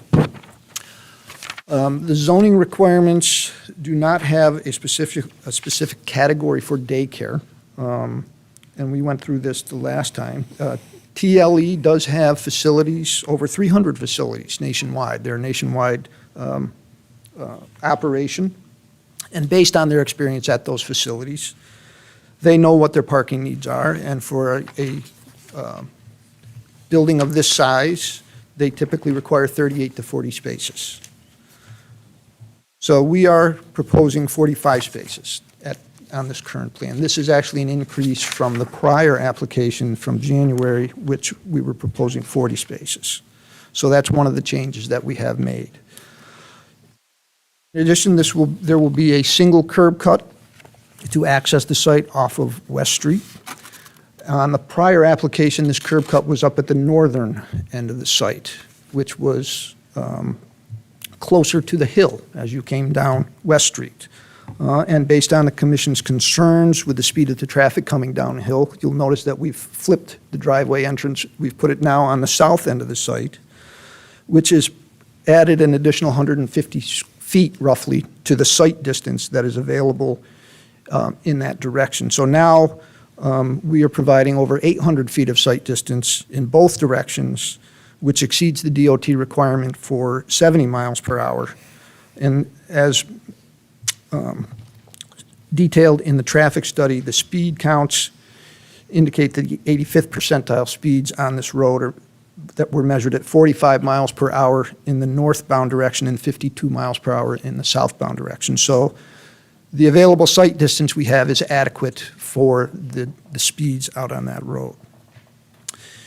In addition, you will notice at the driveway entrance, we have reconfigured the entrance to restrict exits to right turn only. This again was in response to concerns from the commission expressed, and this will be accommodated. There will be a raised median island to separate the inbound and outbound lanes, as well as signage to enforce the exit right turn only. There was a concern expressed that even if you had approved a restricted entrance or restricted exit only at the prior application, that DOT might just reject that. So what we've done is we have taken this plan and we have submitted it to the DOT for their review and approval of this entrance, and we have submitted an email from DOT District 1, which expresses their approval of the configuration of this restricted right turn exit only. So, and I assume you've been provided a copy of that. I don't know. If not, we do have a copy that we can provide for you, or I could read that to you. Some of your other concerns were concerns about the circulation in the parking lot and the potential for backup out onto West Street. And you will notice that in the current plan, the building has been moved back away from the street, approximately another 40 feet to give us more distance, as well as we have created a one-way circulation with a loop that goes all the way up to the north end of the site before entering the parking lot. And what this has done is it has increased the available queuing from the prior application, which was about 100 feet, to around 280 feet. So we are now providing stacking for up to 14 cars before they enter the parking lot, between the parking lot and the street. So, in addition, another thing we've done to address some of your concerns is our traffic engineer has conducted counts at a similar facility, TLE facility in Glastonbury. Now, his information is provided in the traffic report. He did this to essentially verify the numbers that he was using in the traffic report for not only traffic generation, but also how the parking lot works during drop-off and pickup. And what he's concluded in the traffic report is that the available parking that we're projecting here will be adequate for those times, for the drop-off and for the pickup during the day, based on the experience at the Glastonbury facility. And if you have any detailed questions that you'd like to ask him, he'd be happy to come up here and answer those later. Other things I just want to point out is that with regard to the drop-off and the pickup, there will be no buses. They do not accept buses at this facility. And the drop-off and pickup is staggered. The capacity for this facility is 153 students, and at maximum capacity, that requires 26 employees. Of those employees, 30% of them, roughly 7 or 8, are part-time. Of the students, they typically get 80%. They're typically at 80% capacity, so they're not always at full capacity. And also, they have siblings, and approximately 20% of their students have a sibling, so they're ride-sharing, if you will. So I just wanted to point that out. We are providing a sidewalk along our road frontage, and as well as a connection so that they can come up to the site. We are showing a loading space and a dumpster at the end of the parking lot at the south end of the building. This dumpster enclosure will be a split-face block with a white vinyl gate. There will be public water and natural gas and electric coming into a new transformer located to the south of the parking lot. We will be served by an on-site septic system, which will be located to the rear of the building in the southwest corner. And this system design has been reviewed and approved by the health department. There will be an on-site or a new on-site stormwater management system consisting of catch basins and piping to collect the runoff from all the impervious areas and developed area and direct it to a new stormwater management basin, which will be located between the street and our loop entrance driveway. This basin has been designed in accordance with the Connecticut Stormwater Quality Manual to provide the required treatment, groundwater recharge, and mitigation of peak flows so that our post-development peak discharges meet our pre-development peak discharges. The majority of the water will be recharged back into the sandy soils out there. We will have an overflow which will connect to the drainage system in the street. And a drainage report was provided with our application and reviewed and approved by the engineering department. And there is a maintenance schedule provided on the plan for our stormwater system as well. The site lighting will consist of full cutoff LED lights. The cut sheets and photometric plans were also provided with our application, and the photometric plan demonstrates that there's no light spillover onto adjacent properties. With regard to landscaping, we're requiring the required street trees along the site frontage, as well as shrubs and ornamental trees in and around the parking area. And you'll notice we're providing a row of evergreen trees to the north of our parking lot, and as well as some additional evergreen trees, staggered rows, to the south of our development to supplement the existing trees and the existing berm that exists on the north and the south property lines there for screening. Architectural plans were submitted, and I can close up as well.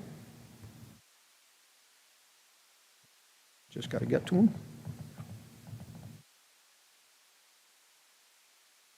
So, well, this is the black and white copy. I have the color one over here, but if you want to look at that, I can tell you. You've seen it before, most of you anyway. But this is the elevations of the proposed building out there. There's an attractive stone knee wall at the lower level. Above that, we have horizontal hardy board siding and trim. There's a parapet to hide the rooftop mechanicals, and there will be a canopy at the front entrance. The main colors are beige and brown with white trim. This is their one of their typical prototype buildings, and again, I can, if you want to see more colors, I can show that to you as well. We believe we have addressed all the comments that were provided from the engineering and planning staff, and as well as the water department. And there are a couple of outstanding plan revisions which were mentioned in some of my responses to those comments, which are simple, move a water gate here, add a note on the angle of the water main here or there, and but they're all minor things which we've noted will be part of the final plan, and be happy to accept that as conditions of approval if we go in that direction. So we have made revisions to address your comments, to reduce the traffic, improve the traffic circulation into and out of the site, as well as in the parking lot. We flipped the site, driveway entrance. We've restricted the exits to right turn only. We've moved the building back, added a one-way circulation and a loop driveway to provide more queuing for the cars, added 5 additional spaces, as well as verified our information for the traffic study by actually doing counts at another facility in Glastonbury of similar size. So we believe at this point that we have addressed all your concerns from the last time. We believe that our site plan meets all the site plan requirements, and that our application meets all of the special permit criteria as well. We believe there is adequate access and parking, that we will not have a significant impact to traffic, that we've provided adequate screening, that the use is in character with the neighborhood. What I didn't point out is that there are a couple more daycares. One is located about 550 feet to the north of the site. Another one is located about 950 feet to the south of the site. So we believe we are in character with the neighborhood, and that what we're proposing will not provide any adverse impacts to public health, safety, or welfare, and that obviously we believe we're consistent with the plan of conservation and development, which promotes economic development along West Street in this corridor. So we would hope that you would approve our application this evening, and we'd be happy to answer any questions you have at this time. Thanks, Tim. Scott, you want to get up and say anything, or? You don't I don't have anything specific against Scott Hesketh for the record. Okay. Our report's in front of you. We did go out and verify traffic volume counts, but I think the counts indicate that we've got enough parking.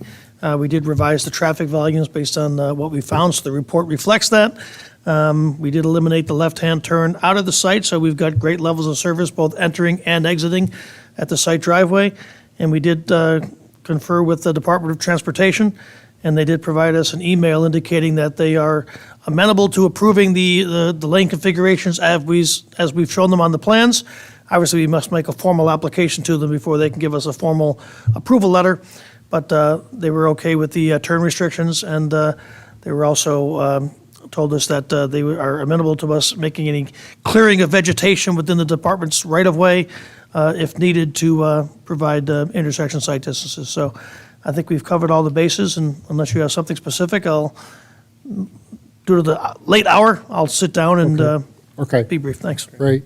Any questions from members of the commission? Peter? Could you bring up your site plan?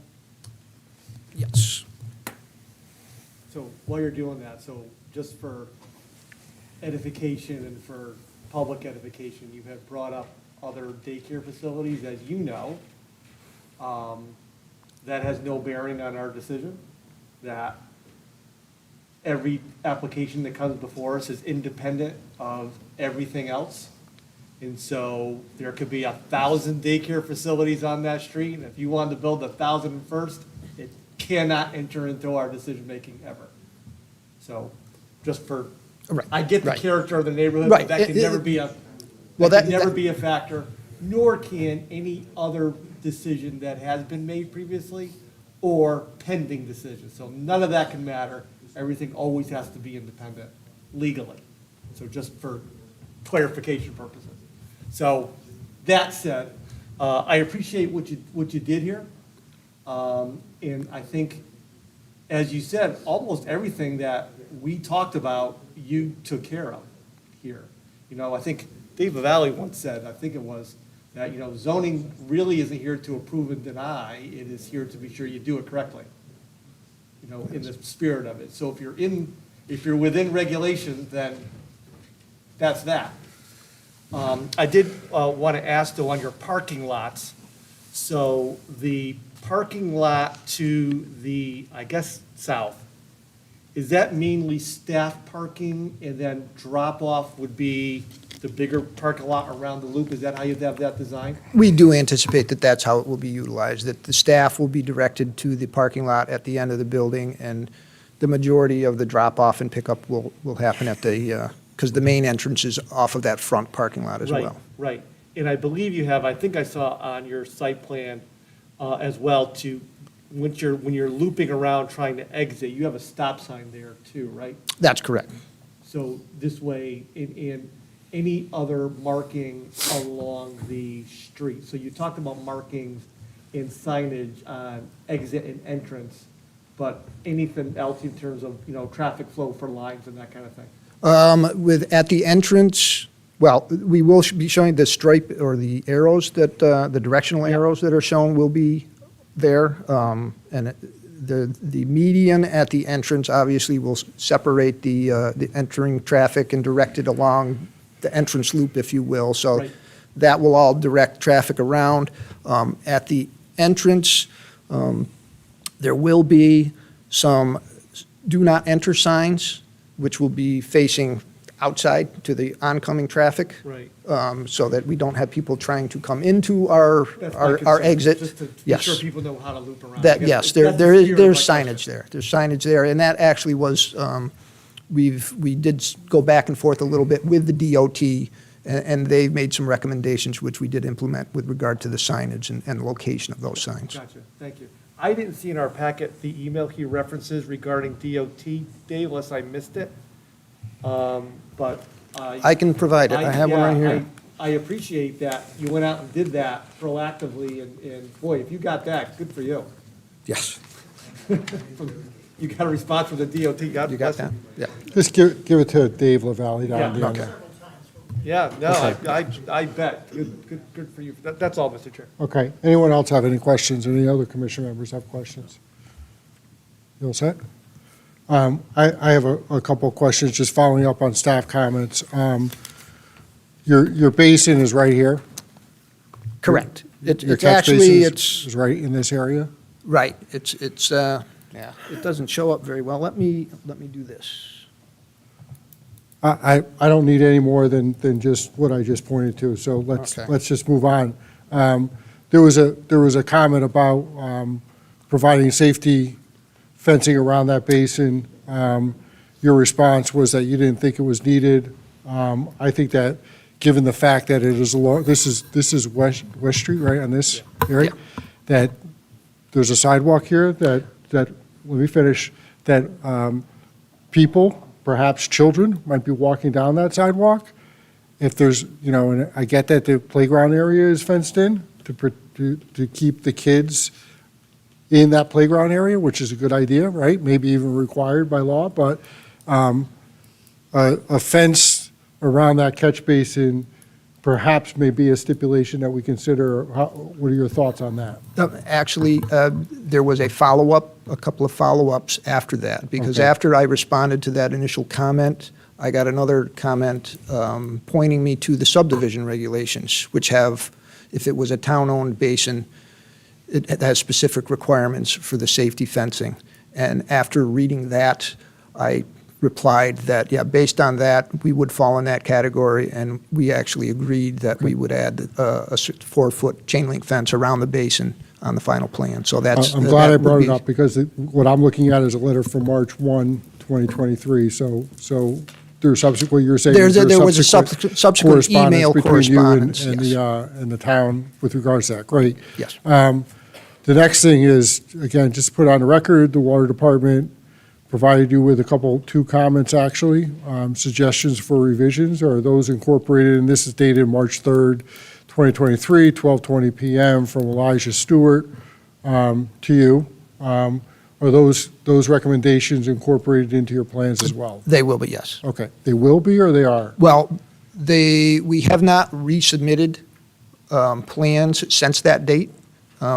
I believe the planner said, let's wait and see if we get more changes. So if Okay. you want to make that a condition of approval, just to add those to the plan, that's fine. We did Okay. agree to them. Okay. I might ask a question about that later on. Dave? Yeah, Mr. Chairman, just like previous applications, they typically wait for the water board meeting. Yep. So essentially it's approved, but they Okay. just need to formally approve on board. Okay. And then they provide the revised plans. Okay. And the last thing that I'll ask is, have the fire department, the town fire department, reviewed this application? And if so, have they approved that? I know the answer, I think, but I want to put this on the record, too. Yes, I spoke with the inspector as he was reviewing the plan today, and he said that he had no issues with it and was going to forward that information along to the planning department, and I believe I received notification from the planning department that they did receive that correspondence from the fire department. Okay. So, and Dave, you confirmed that already with me, and Peter just pointed out that it is up there now, so I must have to refresh my screen, but again, I just wanted to put it on the record. I guess it happened today, so. Yes. Just want to put it on the record, as I said. Anything else to add, or any other commission members have any questions before we open it up to the public? No? All right, thanks, Tim. All right. Let's open it up to the public. If there's anyone out there who'd like to speak in favor of this application, please approach the dais. Name, address, serial number. Good evening, Mr. Annual Chairman and fellow income. commissioners. Mark Lovely with offices at 710 Main Street, Plantsville, Connecticut. After your January meeting, when I get back from vacation, I wasn't here at that meeting, unfortunately. We did sit down with staff, and I sat down with the applicant. And as you know, me developing 37 years here, we always look at what your concerns are and try to rectify them. And I think with this plan, the biggest points that you guys brought out that we did rectify. At that time, there was a meeting for the Economic Development Commission through the Chamber of Commerce at the Manor Inn. And there was a lot of talk at that meeting. Somebody got up and spoke, when can we have more child care facilities in Sullyton? Every single one has a waiting list.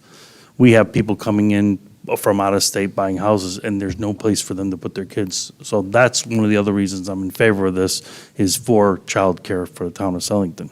But I think we've done a great job working with staff they have, and that's basically why I'm in favor of it. All right. Perfect. Any questions for Mr. Lovely? All right, thanks, Mark. Anyone else would like to testify in favor of the application at this time?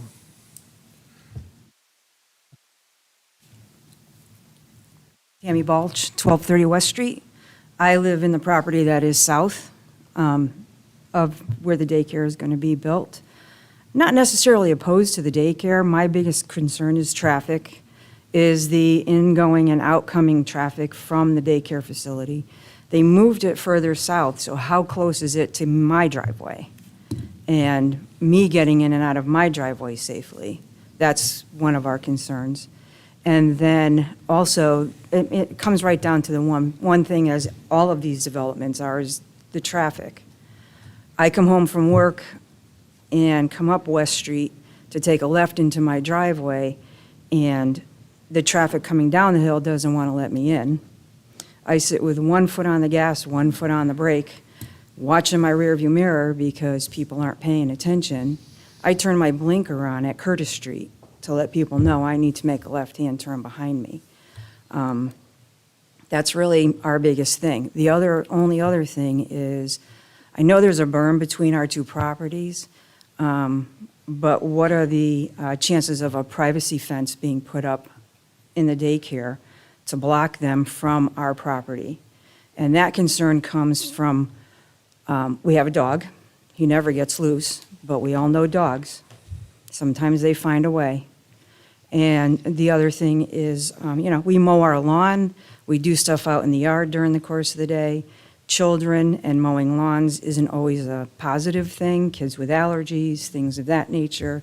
So if there was some sort of a privacy fence between the two properties, I don't know if it would make a difference or not.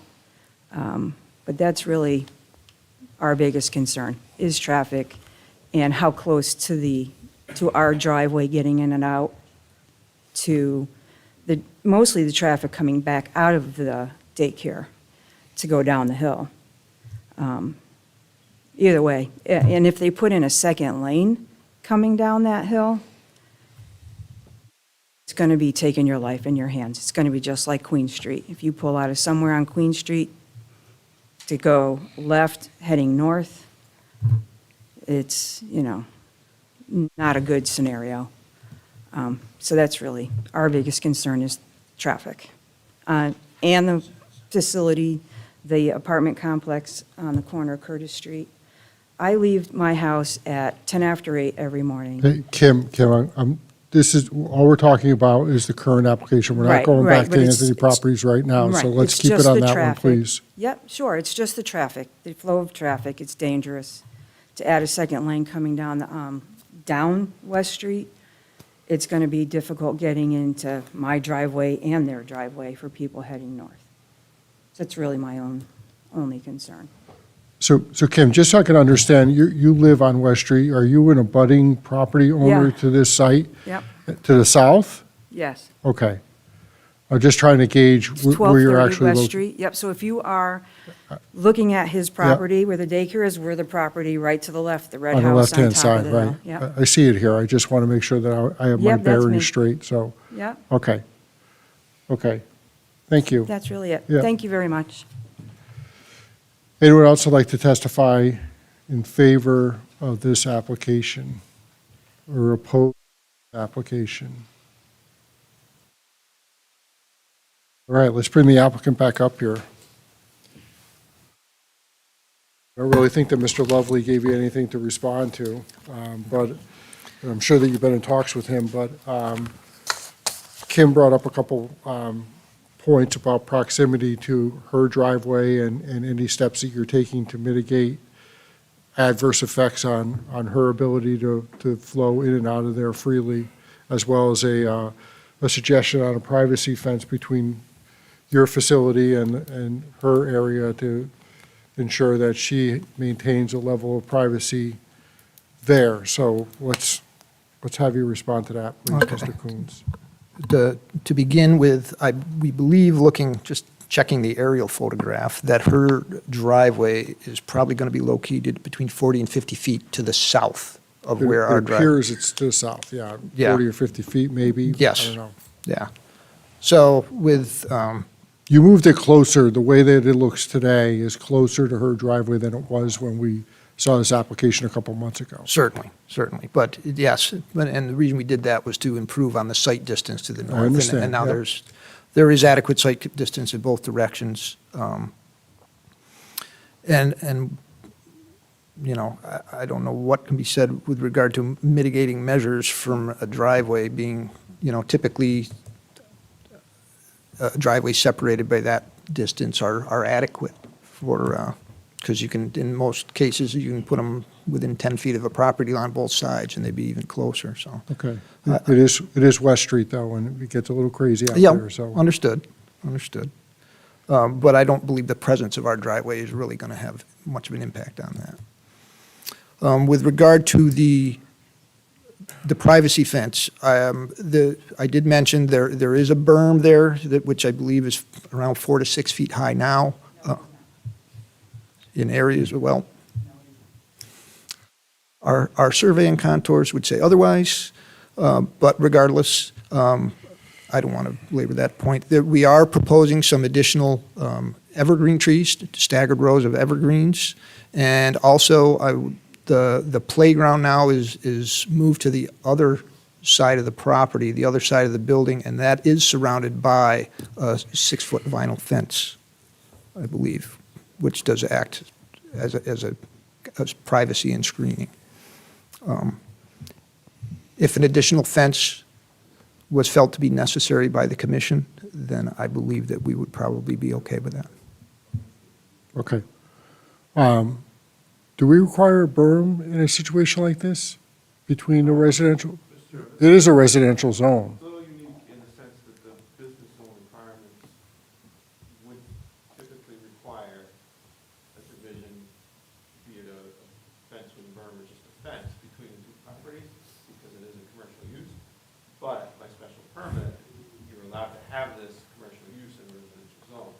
So use-wise, it would be practical to have a fence, but the regulations don't specifically require it because it is allowed in a residential zone. Okay. Mr. Chairman, Mark Living, and as we've done in the past at other developments, like over on West Street when we abutted some of the neighbors, we could get back some of the vegetation and put the fence there instead, if that's what the commission would want. Okay. Yep. Okay. Yep. Commissioner Salka. I would ask, instead of us maybe dictating that we put a fence in or we put in arborvitae's or whatever, I would ask that the applicant and the budding property owner work together and let them come to a decision on what they want. Maybe a vinyl fence is not what is appropriate, but let them work it out as we've done in the past, instead of us stipulating, saying we want a vinyl fence. Let them work it out between the two of them. I mean, they've already agreed they'll put something up. Alex? Okay, hold up. All right, let's. They're willing to work together. Yeah, okay. All right.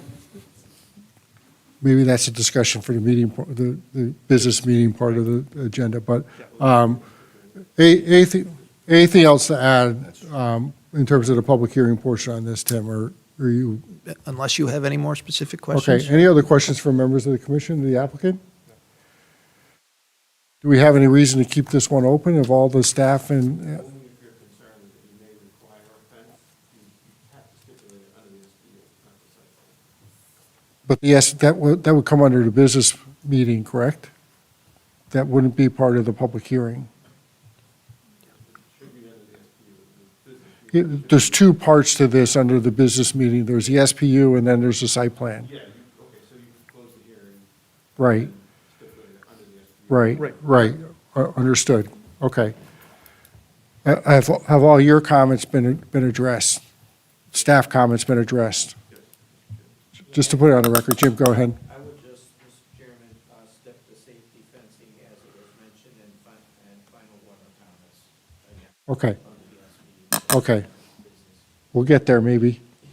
We'll see, but, anything else to add Nope, from the we're all set. applicant standpoint? All set. No? Any objection from members of the commission to closing a public hearing on this? No. Okay, seeing none, we'll close the public hearing on this. We'll move into our business meeting. Item 9A, which is Anthony Properties. I'll ask for a table on that. Motion to table. A motion, second? Second? All those in favor? Aye. Any opposed? Motion carries.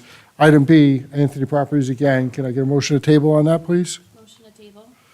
Do I have a second? All those in favor? Aye. Motion, or any opposed? Motion carries. C and D, we already did. Item 9E, Southington West Street LLC, special permit application to construct a daycare facility property located at 1268 West Street, zoned in an R40, SPU 669.1. This was the one that we just closed the public hearing on, so open it for discussion. I'll start, Mr. Chair. Go ahead, Commissioner Volpe. Is it possible that we could put that site plan back up there during commissioner discussion? Thank you. So, as we know, this was something that we discussed a little while ago, but looking at it tonight, I do appreciate the concerns about how we're going to enter and exit this building. I like that it's a right-hand turn only. Anytime anything's gonna go on this side of West Street, you're gonna have to cross over that single lane. You know, it's better than how it was before, where you were crossing over both lanes, you know. So I just want that out there, that I do appreciate that it is like this now. I do think that this model is a safer model than the previous one that was proposed to us. And I agree that, you know, with the public, certainly that West Street is awful. But this is definitely safer than what could go there and what was proposed there. And that's it, Mr. Chair. Okay. Any other discussion from members of the commission? We're going to have a motion on this one? I'll make a motion to approve with, how am I going to work, the aforementioned stipulations by engineering and the agreeance on the Nice. butter and applicant on a privacy solution. Okay. Could we get a second? I will second. We got a second, okay. Discussion. I have some points of clarification I just want to ask about. So when you say stipulation, Commissioner Clark, and seconded Commissioner Salka, the stipulations you're speaking about are the detention pond fencing, as well as the water department comments, which would be forthcoming with the water approval, water commission approval. Yes. Is that just clarification, That's right? correct. Okay. With regards to the stipulation for privacy solution, and Alex, I'm gonna lean on you a little bit on this, because I'm not sure how that works, and play this out a little bit, right? That let's just say that the two parties get together, which we always encourage people to do, right? They get together and they can't come to a solution. That's acceptable by one or the other or both parties. What happens at that point under this stipulation? Mr. Chairman, I think, if I may, I think you could revert back to the site plan as proposed if they don't come to an agreement. You know, there may be, I'll let you chew on that. You can always hold them to the site plan. Right. Yeah, Yeah, I'm agreeable to that. okay. Do we need to amend the emotion to that effect? I would say just remove that, because if we're gonna hold them to the site plan anyway, there's no teeth other than that. So it's a courtesy that the developer would be doing to the abutter anyway, so he or she's not required to do it. You can't stipulate you have to come to an agreement, because if you say that and they don't come to an agreement, you're just gonna enforce the site plan, so just take it away and have them do the site plan. Or we could stipulate, Offense. a fence or vegetative buffer, Which is. whichever they may agree to, type of thing, correct? Does that make sense, or is that acceptable? Does that does But that? you can't have one or the other, it's gonna be, Yeah. stipulate it's gonna be a hard. The buffer's already proposed. Yeah, Buffer's there in the site plan already. I'd be more comfortable with removing it, as you said, Please. rather than adding more confusion. So, Mr. Chairman, if it's not a big issue, as Jim had mentioned, we could handle it as a field change on the zoning permit. So at that point, if it doesn't materially affect your decision as a site plan, since it's not required in the regs for the additional screening, we can handle it then if they come to an agreement at that point. Yeah, that sounds good. Okay, so what I'm going to suggest is maybe you withdraw your motion. I'll withdraw my Withdraw your motion. second, and then maybe let's get another motion. I did so good crafting. It's just, it's just, you're Don't forget always. the first two items. Yeah. Do we have a motion on item E? I'd like to make a motion to approve item E with the fencing around the basin, as well as the, what was the other? Water- The water department, pending approval. Okay, so we have a motion. Do we have a second? We have a second. So we have a motion and a second. Well done, Commissioner Clark and Commissioner Salka. Is there any further discussion on this? Anything? I commend the applicant for coming back and making the modifications. Nothing's perfect. We do our best, and I think that the addition of the right turn only lane out of this facility is certainly something that I appreciate, and I think it shows that you listened to what we said a month or so ago when we were here before, so I appreciate that. With that, can we get a roll, please? Commissioner Volpe, Yes. Commissioner Clark, Yes. Commissioner Walowski, Yes. Commissioner Caird, Yes. Commissioner Santiago, Yes. Vice Chair Salka, Yes. and Chair Hammersley. Hammersley's a yes. Motion passes 7-0. Congratulations. Item 9F, Southington West Street LLC, site plan application to construct a 10,000 square foot daycare facility, property located at 1268 West Street, zoned in R40, SPR 1857.1. This is the site plan on the same application that we just weighed in on. So do we have any discussion on this one? I guess the applicant, do you have anything to add to the site plan or not? No. Presentation covered everything. Oh, okay. Do we have any discussion or do we have a motion on this agenda item? We talked about the possibility of addressing, there were some comments that need to be addressed. And we said that we would, in the motion, we would stipulate the comments will be addressed based on approval of the application. I think we, on the Was some- SPO. Was there some outstanding comments, Dave? No, Mr. Chairman, you would have to do that, which we did, under the SPU. Under the And the SPU. SPR. Okay, All right. They like to have it under the SPU instead of the site plan. It always works better that way. got it. Any other comments or discussion points? No? Do we have a motion? I'll make a motion, we approve SPR 1857.1. Do we have a second? Second. Walowski with a second. Any further discussion? No. Hearing none. Roll call, please. Commissioner Volpe, Yes. Commissioner Clark, Yes. Commissioner Walowski. Yes. Commissioner Caird, Yes. Commissioner Santiago, Yes. Vice Chair Salka, Yes. and Chair Hammersley. Hammersley's a yes. Motion passes 7-0. Congratulations again.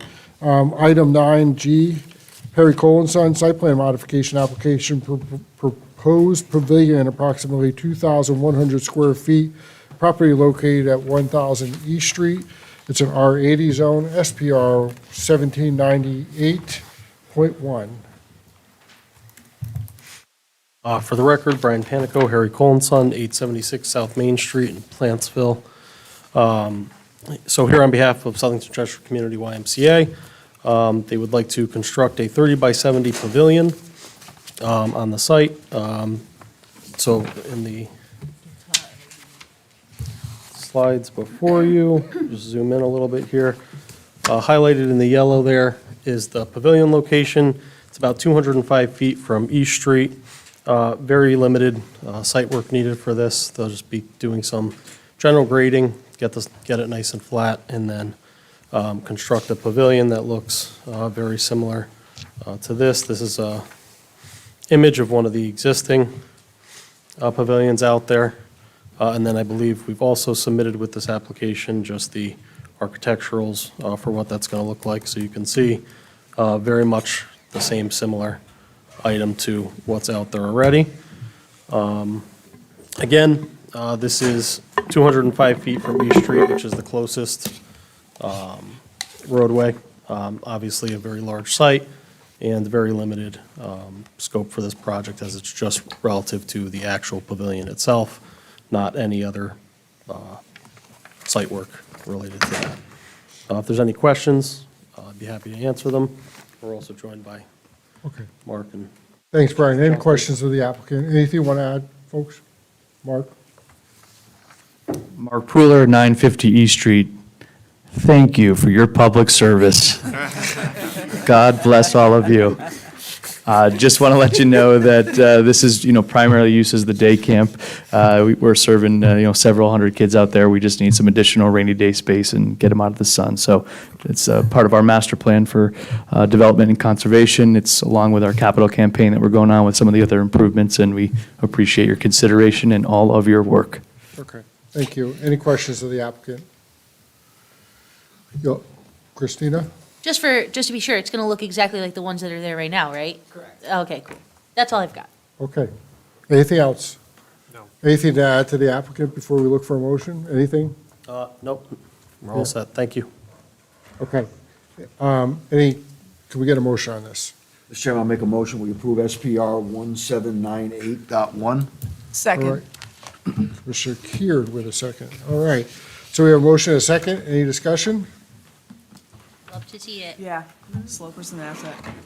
It's a great program, great asset to our town. Glad to see that they're growing their facility and providing those facilities. Can we get a roll call, please? Commissioner Volpe, Yes. Commissioner Clark, Yes. Commissioner Wolowski, Yes. Commissioner Cairn, Yes. Commissioner Santiago. Yes. Vice Chair Salka, Yes. and Chair Hammersley. Members, is a yes, 7-0, motion passes. Congratulations. Thank you very much. Item number 10, administrative items. Do we have anything? Sorry I had to wait so late. You know how to assume. Item number 11, receipt of new applications. Dave, you want to talk about those at all, or? Sure, I can give a quick rundown. There's one home arc coming up for the sales of firearms under an FFL. You've seen some of those before.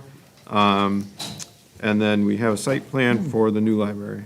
Oh. Mr. Chair, I will be abstaining from the site plan for the library. I want to say it now Okay. in front of. Recusing. Just, yeah. that makes So sense. just, and maybe this is under administrative items. I have had a couple conversations with our town staff about voting no and recusing or abstaining from things. You just need to make sure we state a reason why we're doing that. You should not do it just out of the blue without any explanation on why you're doing it, just for the record. So, and I'm not speaking to you specifically, Christina. I'm just, well, I'm looking at that direction. Yeah, I look over here.